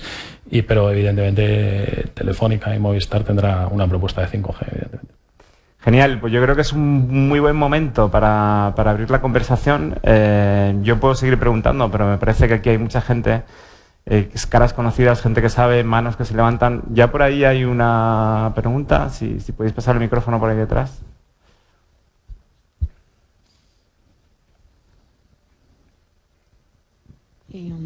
Hola, muchas gracias porque está siendo una conversación muy interesante. Y hay una cosa en la que yo quería poner el foco de atención porque estáis fijando toda la conversación en lo que es el tema de entretenimiento, que es uno de los grandes mercados que puede tener esta tecnología. Pero no sé si es quizás por lo que estoy estudiando un mix entre periodismo y comunicación audiovisual, que me pregunto cómo se puede desarrollar todo el tema de realidad aumentada con este tipo de contenidos que son audiovisuales también, pero muy inmersivos. ¿Cómo puede, o sea, imagino que ya tendréis alguna visión puesta en cómo hacer un mix entre información y la realidad aumentada? Es decir, cómo poder enseñarle a los niños cómo eran los dinosaurios antes o cómo explicar la crisis de los refugiados en África o en el muro que hay entre México y Estados Unidos. Mi pregunta es si os estáis preguntando, además de cómo serán los próximos contenidos audiovisuales y en realidad aumentada en relación con el entretenimiento, ¿cómo pensáis que sería en relación con la información o la educación? Gracias, por cierto. Entiendo que es una pregunta para todos y que podéis responder todos. Yo desde Vision, nosotros además el tema de educación nos interesa muchísimo. Estamos trabajando otra vez fuera porque aquí pues de momento no están saliendo propuestas, pero con el estado de Georgia, con GPB, hemos desarrollado una aplicación de Extended Reality que lo que hace es que los contenidos se adaptan al dispositivo. Me explico, en una aula ya de formación convencional, por ejemplo, en un bachillerato, por ejemplo, si en el aula tienen 5 Oculus Go y tienen 10 tablets y el resto llevan teléfonos móviles, pues dependiendo del dispositivo que llama la aplicación, te da el contenido o en formato realidad aumentada o en formato realidad virtual. De ese modo, todos los chavales pueden tener todo el contenido a la misma vez sin necesidad de que todo el mundo tenga que tener unas gafas de realidad virtual o un iPad, ¿vale?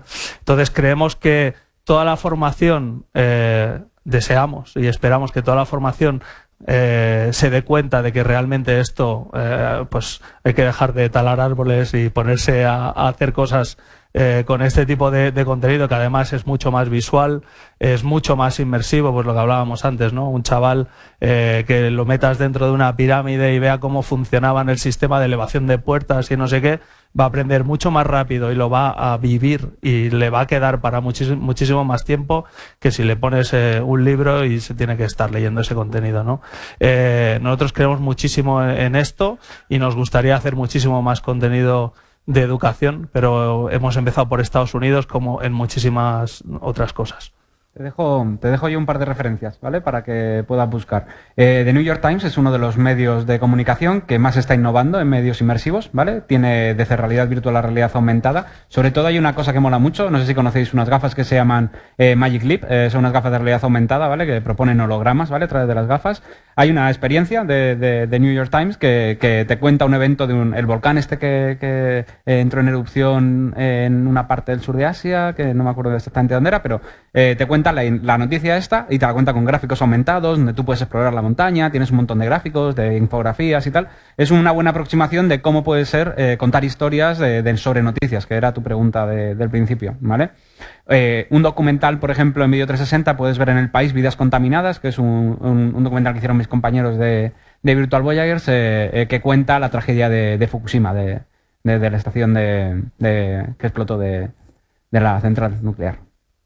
Y bueno, yo creo que como estudiante en periodismo seguramente te guste saber que Noni de la Peña, que fue un poco como la madrina de la realidad virtual, una de las primeras experiencias que ella hizo allá en unos garajes de la Universidad de California junto con Palmer Luckey eran precisamente de periodismo, un poco de denuncia.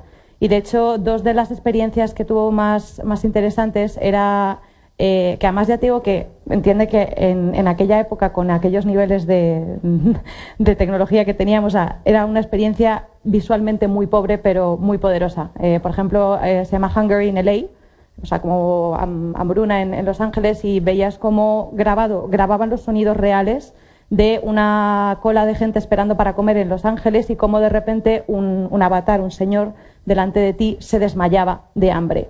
Y como los sonidos estaban grabados en realidad, pues cómo tú reaccionas a todo eso. Pero eso como periodismo, digamos, de denuncia es súper interesante, pero sobre todo por dónde te están poniendo, porque en otra experiencia que tuvieron te ponían en medio de una manifestación de gente en contra del aborto y tú eras una persona que estabas intentando entrar a una clínica de aborto. Entonces, el potencial, digamos, de la realidad virtual para entender ciertos aspectos de la información que nos pueden llegar sesgados es súper importante, y obviamente el nivel de realidad aumentada para ponernos datos en espacios estratégicos que tengan sentido, ¿no? Que sean diegéticos, pues ahí hay mucho por explorar y se están haciendo cosas también. En cuanto a, ya con esto acabo, en cuanto a datos a tiempo real, nosotros llevamos desde 2015 trabajando con el Dow Jones y con el Wall Street Journal.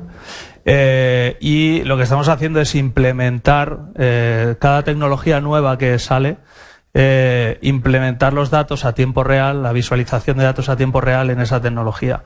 Entonces, hace 4 años les creamos una web VR para poder ver todo el contenido en web VR, luego lo hicimos con HoloLens, hicimos una versión adaptada a HoloLens, cada medio su propio diseño. Luego hicimos una versión para R-Core y este año les hemos hecho otra versión para Magic Leap. Quiero decir que los periódicos o la bolsa, bueno, hay muchísima gente que está investigando justo en todo este tipo de visualización de datos a tiempo real y cómo interactuar con ellos. Yo, por completarte, porque no sé si lo sabes, y como algo que puedes documentarte, porque yo creo que sigue estando en la página seguro de Espacio Fundación Telefónica, aquí yo creo que hace 2 años hicimos todas unas jornadas enteras de Immersive Journalists. Hay un proyecto que además Vision ha participado y que ha participado muchos de los que estáis aquí, que fue con Radio Televisión Española, que durante bastante tiempo ha generado un lab de las nuevas narrativas. Y que ha investigado mucho sobre cómo la información, cómo las noticias, cómo pueden adaptarse a los nuevos medios, y ha hecho pues algunas pruebas, algunos test que son muy válidos, muy valiosos, muy interesantes, y que te invito a que busques y que rastrees, porque yo creo que van a ser referencias muy interesantes hechas aquí en España. Yo simplemente por completar un poco, hace creo que 2 años y medio, 3 años, Sky, el canal inglés de televisión, creó una unidad de realidad virtual. Y lo que hacían es, cada vez que se iban a una noticia, se iban con una cámara de 360. Entonces tú tenías la posibilidad de ver la noticia en 2D normalmente, como veías, o verla en 360. Entonces tú podías ponerte unas gafas o incluso con el móvil y estar viendo un poco qué es lo que pasaba. O sea, si era un accidente de tráfico o algo que estaban dando una noticia, tú podías ver el resto de la noticia. Entonces, bueno, era una manera distinta de consumir la noticia. La verdad es que no sé dónde han acabado con esta propuesta, pero por lo menos en su día salieron así, ¿no? Sí, El País, como contaba Roberto, también ha hecho muchísimas cosas, tiene un canal dedicado a eso. O sea, aquí en España vas a encontrar muchísimas referencias muy lo más importante es lo que decía Verónica, que al final lo importante es verlo desde otra perspectiva y ver la información no sesgada, porque este medio, una de las cosas guays que te permite es eso, o sea, que no se sesgue, que no te encuadren donde ellos quieren que mires, sino que tú mires libremente. Bueno, ¿hay más preguntas por ahí? Si no, yo sigo. Ahí. ¿Podéis pasarle el micrófono? Buenas. Os quería compartir una sensación que tengo yo y a ver si vosotros también la compartís y si es así, algún consejo para a lo mejor intentar evitarla. Veo mucho que pese a tener experiencias inmersivas, se sigue diseñando en 2D dentro de esas experiencias inmersivas, es decir, pantallas dentro de experiencias. Creo que viene un poco en relación a lo que decía Verónica antes, con el buen ejemplo de la radio y la tele, ¿no? De que cuando empezó la televisión se hacían programas de radio, pues ahora creo que nos pasa un poco igual, que tenemos las miles de posibilidades que da el 3D o no tener físicas o cualquier historia así, pero seguimos diseñando en 2D. Entonces lo que quería era un consejo, si compartís esa impresión que yo tengo, sobre todo para la gente que venimos de diseñar en 2D, dar el salto que nos estamos sumando al carro, cómo intentar evitar esa práctica que creo que es súper común y creo que se da mucho. Gracias.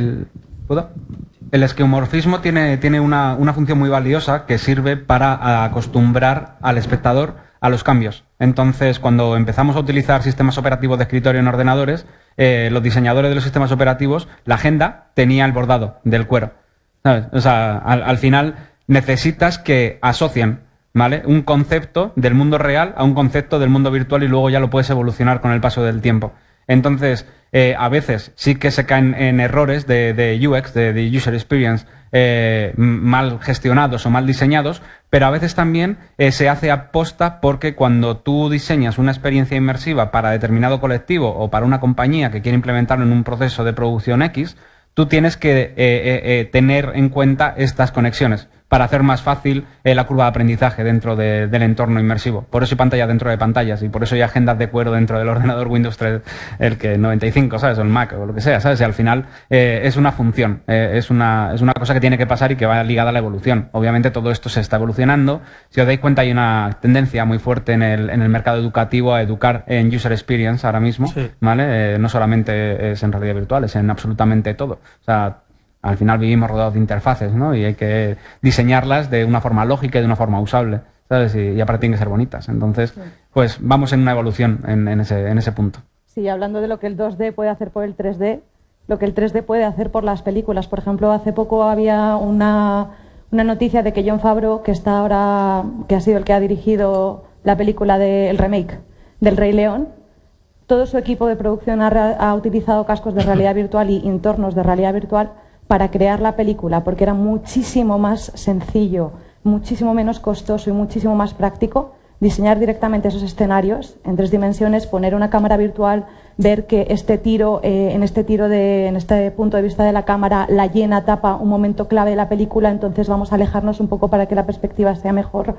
O sea, igual que el 2D nos ayuda al 3D, esto también tiene mucho potencial para eso, para reducir, digamos, tiempos, economías y demás. Si tenéis curiosidad podéis buscar vídeos del cómo se hizo de Rey León o también de Star Wars, de Rogue One, donde ILMX hizo esta herramienta que luego utilizaron en el Rey León que sirve justamente eso para previsualizar y es súper chulo. O sea, ver al director haciendo el pino puente casi en el estudio y cambiando la perspectiva y diciendo, no, pero si lo miramos desde aquí. Es muy divertido ver esos vídeos de making of y te dan un poco de perspectiva de cómo está el mercado y cómo estas herramientas ayudan a crear otro contenido también, que no tiene por qué ser inmersivo.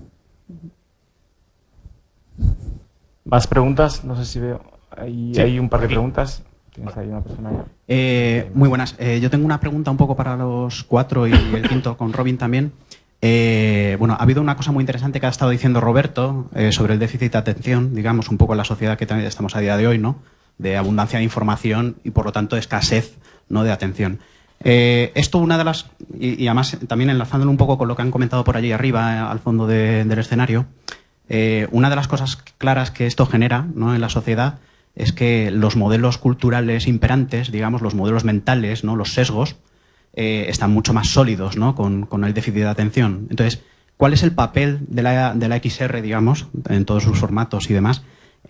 ¿O qué experiencias habéis tenido? Que ya habéis apuntado alguna, Verónica ha apuntado alguna y Roberto, en el que este formato, ¿no?, estas nuevas narrativas pueden arañar y cambiar un poquito este modelo mental, ¿no?, o estos sesgos, ¿no?, que en realidad es la cultura imperante, ¿no?, y por eso vamos evolucionando, ¿no?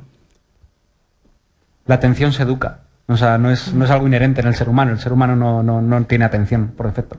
Entonces, anteriormente a esta época, ¿vale? O sea, cuando nosotros, a mi generación, soy del 83, yo considero que a partir de finales de los 90 todos los niños que han nacido, la referencia es mis hermanos y sus amigos, ¿vale? Igual que mis anteriores referencias, mi abuela con la que pruebo mi juego de realidad virtual. Creo que se aprende, o sea, creo que es algo que también se reeduca y que es algo que tenemos ahora herramientas que pueden ayudar a que gente joven aprenda a aislarse de tanto estímulo y aprender a concentrarse, que es muy necesario para los estudios, para un montón de tareas que hacemos regularmente, para evitar despistes. O sea, al final necesitamos poner foco y atención en las cosas que hacemos, y al tener tantos estímulos, que es lo que decía un poco antes, perdemos un poco esto, ¿no? Los niños lo pierden. Ahora me doy más cuenta de ello también porque tengo 2 niños pequeños, entonces, o sea, es imposible totalmente que tengan la atención más de 10 minutos en algo. Entonces, creo que esto ayuda. ¿Por qué? ¿Le estás aislando, por un lado, o estás motivando, por otro? ¿Vale? Aislando en el caso de la realidad virtual porque le estás dando el contenido en el que tú quieres que trabaje, ¿vale? Y está ahí dentro, ¿vale? Y ese rato que está ahí dentro solamente está centrado en eso, ¿vale? Aunque es verdad que también hay una parte de libertad en que tú te pongas a mirar las musarañas dentro de la realidad virtual, porque al final tenemos esa libertad en el contenido interactivo, ¿no?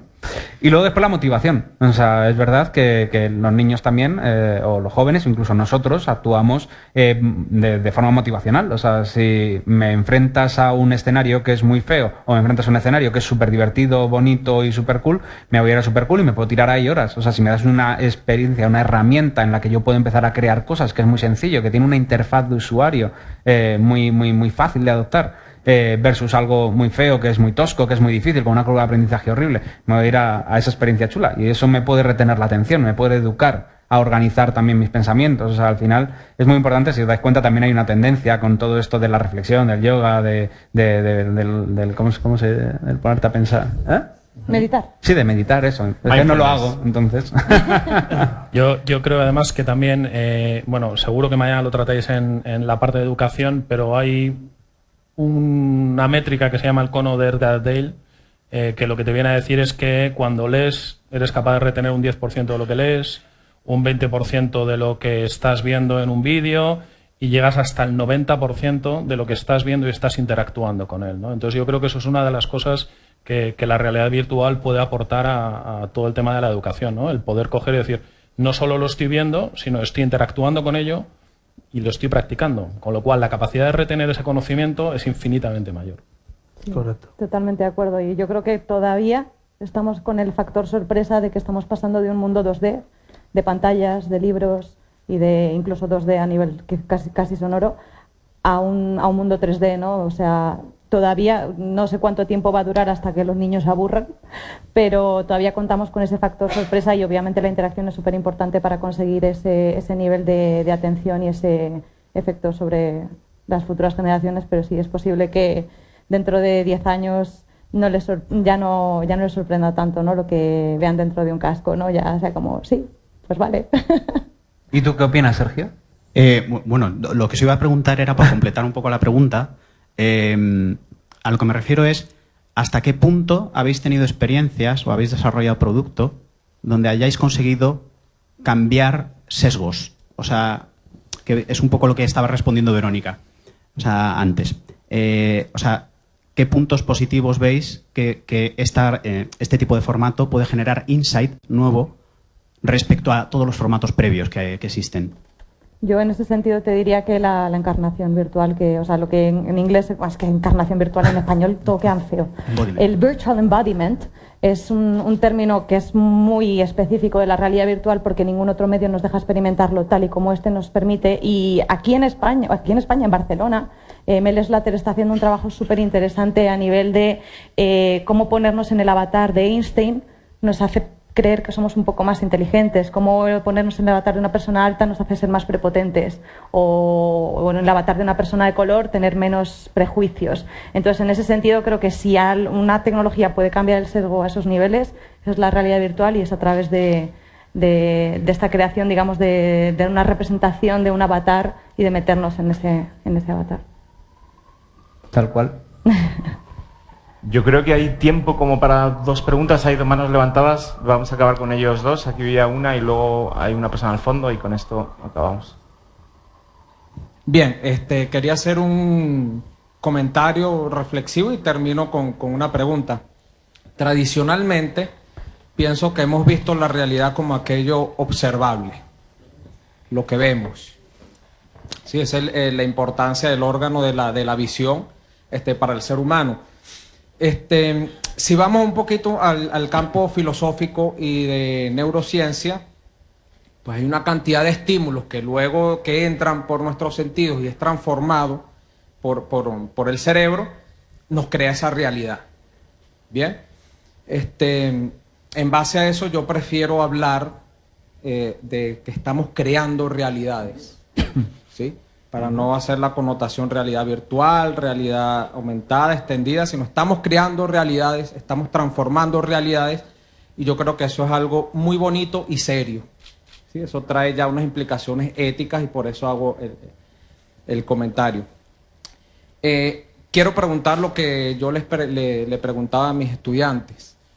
En 50 años, 100 años, ¿cómo imaginan ustedes esta industria y esto relacionado al entretenimiento? Me parece que es algo muy importante porque proyectarnos a futuro es lo que va disparando el camino de la innovación, y creo que ustedes pues pudieran darnos aquí una luz diciéndonos cómo imaginan ustedes toda esta industria del entretenimiento o de la educación en unos 50 o 100 años. Termino con eso. Yo os voy a pedir una cosa, porque era justo mi pregunta para el final, para acabar. Era una pregunta súper parecida, me ha parecido genial, pero había una pregunta antes. La mantenemos, hacemos un pause con tu pregunta para que tengan un tiempo para pensársela. Pasamos a la pregunta y acabamos con la visión un poco de no solo, voy a añadir a la tuya no solo entretenimiento, sino whatever. Y damos paso. Muchas gracias por la pregunta. No pasa nada. Gracias. Bajo vuestro punto de vista, ¿hacia dónde va en un futuro cercano la socialización dentro de la realidad virtual? Buen punto. Mira, si ya hacéis un mix. Qué buena pregunta. Qué buena pregunta. No, pero esta tiene entidad propia. Entidad o sea, propia, al final la realidad virtual es social, pero prominentemente. O sea, y eso es algo muy bonito y que no se está viendo actualmente mucho, porque estamos más en una aislada, en una experiencia aislada en realidad virtual. Pero la caña cuando te conectas a un sitio con tus amigos a vivir una aventura, imaginar, yo siempre pongo el mismo ejemplo, lo llevo poniendo en conferencia 5 años, pero ¿no molaría, y todos sois mayores, vivir los Goonies con 4 amigos? ¿Sabes? Y ser cada uno de los niños y buscar el tesoro. O sea, eso es social, eso es compartir una aventura, eso es decidir, vosotros 3 os vais por el túnel de la derecha, nosotros no nos vamos por el de la izquierda, luego nos juntamos, cuidado que viene un monstruo, ¿sabes? O sea, los piratas, ostras, O sea, esa parte social de vivir experiencias así, desde el punto de vista de entretenimiento, pero desde el punto de vista educativo, imaginaros viajar con la clase todos juntos al espacio, ¿vale? Y ser astronautas. El otro día se lo hizo una clase de 20 niños de 5 años. Alucinaban en colores, tenéis que ver los dibujos que me hicieron después. O sea, la parte social de la realidad virtual es lo más potente que hay. Aquí os voy a dar una referencia distópica, pero quedaros con la parte utópica de esto cuando lo leáis, si no lo habéis leído, que es Ready Player One, no veis la peli, leed el libro. Esto es muy importante. O sea, es la parte en la que todo el mundo se conecta a una plataforma, todo el mundo comparte cosas, puedes trabajar ahí, puedes jugar ahí, pero sobre todo estás todo el rato conectado. O sea, esto no difiere absolutamente apenas nada de lo que es el World of Warcraft, cultura popular. O sea, el World of Warcraft es un juego multijugador masivo online donde te conectas con otras miles de personas a jugar en un mismo servidor y hablas con ellos, tal. Hay gente que se va a dar paseos, a descubrir pasadizos ocultos simplemente o errores del juego, ¿sabes? Pero dentro hay una economía, dentro hay trabajo, dentro hay una serie de cosas, salen relaciones humanas de ahí con las que haces amigos, parejas. O sea, ¿qué se diferencia de una experiencia multijugador virtual al mundo real? Prácticamente nada, solo que eso es virtual, ¿sabes? Y tenemos un avatar que nos representa, pero tenemos la voz, podemos tener tacto, podemos tener un montón de sensaciones. O sea, al final es súper interesante el futuro que viene cercano de la parte multiusuario de realidad virtual, porque van a generarse muchos contenidos Es crear un mundo paralelo casi, ¿verdad? Sí. Y en ese sentido, yo una de las cosas que más me llamó la atención a ver, por una parte, Facebook compró Oculus por algo, ¿vale? O sea, Facebook, red social, compra Oculus por una razón, eso se intuye. Pero más allá de eso, a mí una cosa que me llamó muchísimo la atención fue una noticia en la que decía que en un servidor de realidad virtual, no me acuerdo si era VRChat o algún otro que no me acuerdo el nombre, hubo un chico cuyo avatar tuvo, hubo un chico que tuvo un ataque de epilepsia mientras estaba pues hablando con la gente en ese espacio virtual. Su avatar se cayó al suelo, no sé si tenía algún tipo de tracking o lo que fuera, pero literalmente el avatar se cayó al suelo, dejó de hablar, convulsionaba, y todos los avatares de todas las personas que estaban allí, desde Rusia, Estados Unidos y Japón, fueron a ver qué le pasaba, cómo estaba. Si un avatar pasaba por encima de él, otros les decía, dejad despacio. ¿Espacio? Si no está aquí ni siquiera. Y estaban todos súper preocupados por lo que les había pasado. O sea que realmente estamos ante la posibilidad, muy al futuro, de llegar a un mundo paralelo donde podamos vivir otra realidad diferente que además puede ser como queramos, ¿no? En ese sentido, lo chulo de este medio es que nos puede permitir tener un nivel de personalización en los avatares diferentes. Podemos ser otra persona, podemos interactuar con quien sea, practicar idiomas, que fue la primera razón por la que yo me metí a un chat de realidad virtual. Así que sí, eso. Yo creo que Oculus Rooms, que ya lleva unos años funcionando, precisamente lo que buscaba era esto, ¿no? O sea, todos vemos, o lo que se ve desde fuera, es que las experiencias de realidad virtual, tú te pones unas gafas, te pones unos auriculares y te aíslas del mundo, pero te aíslas del mundo a lo mejor real, de este mundo, pero te vas a otro mundo paralelo donde tienes interacciones y donde estás hablando con gente. O sea, lo que comentábamos ahora, nosotros hemos estado haciendo pruebas de tener un salón virtual donde ves el último episodio de Juego de Tronos con tus amigos. Entonces estás comentando y estás hablando en realidad con tu micrófono y te está contestando tu amigo o estás viendo un partido de fútbol, ¿no? Entonces yo creo que ese es buscar la experiencia social muchas veces dentro de la experiencia de realidad virtual, ¿no? Te iba a contar que nosotros hemos desarrollado una plataforma propia, como bien sabe Javier y tal, de visualización de, por ejemplo, partidos de fútbol o conciertos, ¿no? Y una de las primeras cosas que se puso era que fuera social, porque al fin y al cabo el fútbol realmente es algo social. Yo no quiero ver un partido solo, o sea, yo quedo con los amigos para ver el partido y poder comentarlo.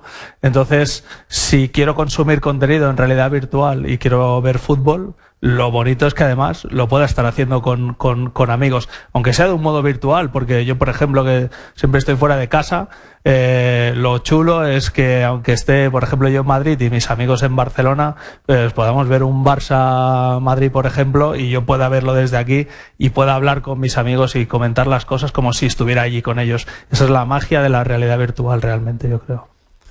Más allá de lo social, por acabar con tu pregunta, ahora le doy al play otra vez, esa visión de estos, ¿cómo lo veis dentro de, no sé, habías dicho 50 años? Yo no me atrevo, o sea, realmente a pensar más que a 5 años vista, porque me parece... 5 años nos vale. O sea, es que me parece que esto cada 6 meses queda obsoleto todo lo que has hecho hasta el día de hoy. Está cambiando de un modo brutal porque todos los agentes se están implicando, pues desde pues Microsoft, Intel, AMD, o sea, la gente que está construyendo hardware solo y pensando en VR, la gente que estamos creando contenido, pues tenemos estos medios y estamos desarrollando cosas que hace 3 años atrás eran increíbles o imposibles. Hay muchas cosas que no se pueden contar, pero estamos haciendo cosas, yo creo nosotros estamos haciendo cosas realmente relevantes que van a cambiar sectores incluso y que van a hacer que todo explosione y empecemos de cero en muchas cosas. Y todo esto, plantearme de aquí 50 años cómo va a ser. No sé, bueno, no sé si habéis visto el primer capítulo de Black Mirror, pero te está diciendo mucho, ahí no quiero hacer spoiler, pero está diciendo mucho de lo que va a ser probablemente a 50 años la VR, seguro. Bueno, como mínimo, vamos.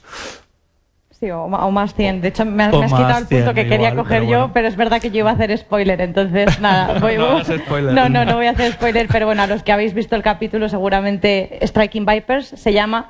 Es una visión muy conectada con el entretenimiento y con la ética o lo moral o este tipo de cosas tan afines al ser humano sobre, bueno, las implicaciones que tiene, ¿no? Tener otra identidad, otro avatar, otra existencia en otros mundos, poderte escapar de tu realidad. Entonces, yo como muy futurista me iría más por ese lado y a un nivel más cercano. Yo pienso que efectivamente estas tecnologías están aquí para quedarse, que tienen mucho que hacer de bien en temas como educación, formación, y que a nivel de entretenimiento realmente, pues si mi sueño es ir a The Void, he estado en Zero Latency aquí en Madrid, que también está muy bien, Y creo que a nivel de poder vivir una experiencia social con otras personas que tenga también algo de físico, que yo también por Secret Cinema, que es parecido a Punch Drunk, viví una de las experiencias más bonitas de mi vida en un teatro inmersivo de mi peli favorita de Moulin Rouge. Para mí,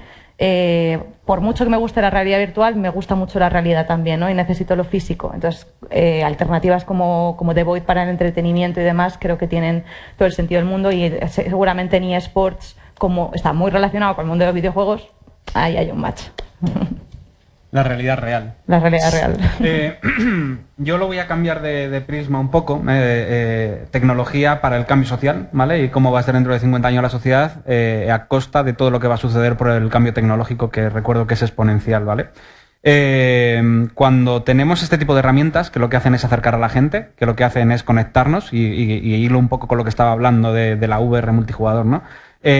Cuando yo no tengo que cogerme un avión o aprender idiomas porque me conecto a una sala virtual de la Universidad de Harvard, donde estoy compartiendo el espacio con la gente más brillante, donde me están dando clases de la materia que yo quiero, que no me está costando dinero porque se universaliza el conocimiento, se universalizan los servicios, la barrera de idioma ya no existe porque un traductor automático me está traduciendo en tiempo real lo que me están hablando 105 personas de 60 países diferentes, cada una con su propio idioma. O sea, ¿podéis imaginar un mundo donde no existan las barreras? Donde no me tenga que coger un avión para aprender algo, para juntarme con personas de otras culturas, donde pueda hacer una inmersión en otra cultura, en un mundo virtual, porque está reproducido su entorno, porque estoy con esas personas.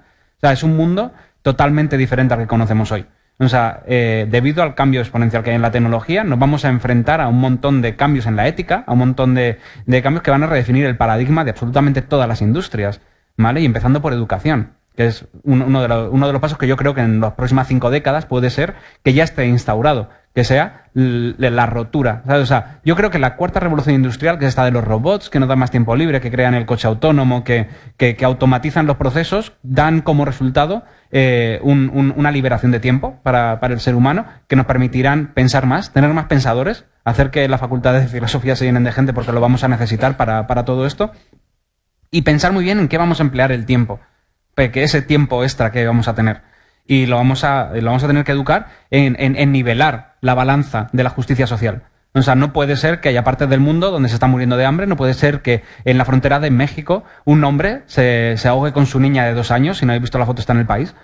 O sea, el mundo es muy desigual, el mundo es muy injusto y tenemos que utilizar la tecnología para cambiar esto. Y esto es una plataforma increíble, porque tiene todo lo necesario para meter todos esos ingredientes y hacer un alto impacto en el mundo. Al final, si os fijáis en los Objetivos de Desarrollo Sostenible, cada país aporta un porcentaje minúsculo, porque no tenemos las herramientas, porque todo es muy caro, porque al final el dinero está muy mal distribuido. Los ricos en Estados Unidos están pidiendo que les cobren más impuestos. Bueno, estamos enfrentándonos a herramientas tecnológicas que van a permitir que rompamos esa brecha. Entonces, creo que las tenemos que utilizar en eso y creo que las próximas 5 décadas son decisivas para que salvemos el planeta. Estoy de acuerdo con todo lo que han dicho mis compañeros. Sobre todo yo creo que habrá que definir con todas las tecnologías que están viniendo, y ya no solo el VR, estamos hablando de Machine Learning, estamos hablando de inteligencia artificial, estamos hablando... Y al final todo ahora mismo está como sobrevolando y son piezas del puzzle, pero que en breve se van a conectar todo. Entonces habrá que redefinir todas las reglas éticas, habrá que redefinir un poco las reglas de convivencia también entre nosotros, y un poco lo que decía Roberto, ¿no? El que la tecnología de verdad consigamos que esté al servicio de las personas y que realmente nos ayuden a las personas, ¿no? Entonces, yo respondiendo a tu pregunta del específico de VR, yo me iría a 5 o 10 años y yo vería un hardware en el cual tú puedas tener unas gafas y esas gafas te sirvan ahora mismo porque tienes miopía, y al mismo tiempo seas capaz de tener una experiencia de realidad virtual, una experiencia de realidad aumentada, tener una llamada, cuando vayas en el coche autónomo poder estar consumiendo contenido simplemente con una pantalla más, algo que lleves encima del cuerpo. No sé exactamente cómo será la tangibilización de ese hardware, pero al final será tecnología que te tenga que ayudar a ti en tu día a día. Entonces, pues bueno, pues el coche conectado o el coche autónomo, todos entendemos que es una de las cosas que va a traer una gran revolución en todo el sector. Pero como dice Roberto, cada vez vamos a tener más tiempo libre, no vamos a tener atascos, no vamos a tener muchas cosas, pero habrá que redefinir todas las reglas éticas probablemente que tengamos en nuestra sociedad, ¿no? Pues muchísimas gracias a todos, al público por haberse quedado hasta el final, a vosotros por haber compartido vuestra visión y vuestra experiencia. Deciros a los que estáis aquí, a los que nos ven en streaming y a la gente que conozcáis, que muchas de las cosas que se han hablado de aquí tienen poco sentido, como siempre, si no se experimentan. Tenemos una zona experiencial que todavía sigue mañana y el viernes, donde hay objetos como el Magic Leap, device como el Magic Leap, que gracias a Vision pues lo podemos probar aquí, que son difíciles a veces de tener esta oportunidad. Os recuerdo el horario: de 10 a 1:30 y de 4 a 7:30. Hay una primera mesa donde podéis coger como ticket para un horario, para saber a qué horas están libres. Y mañana hay un taller por la mañana de cómo se hace XR, y por la tarde hay un encuentro de educación que empezará a las 7 como hoy. Y el viernes acabaremos también con un taller por la mañana de cómo impactar a tu audiencia y con un encuentro de arte y creación. Así que ese es el primer día del ciclo. Muchas gracias por haber venido y la conversación sigue aquí. Si queréis seguir hablando con ellos más allá de la foto que tenemos que hacer aquí, estamos aquí un rato para compartir. Muchas gracias.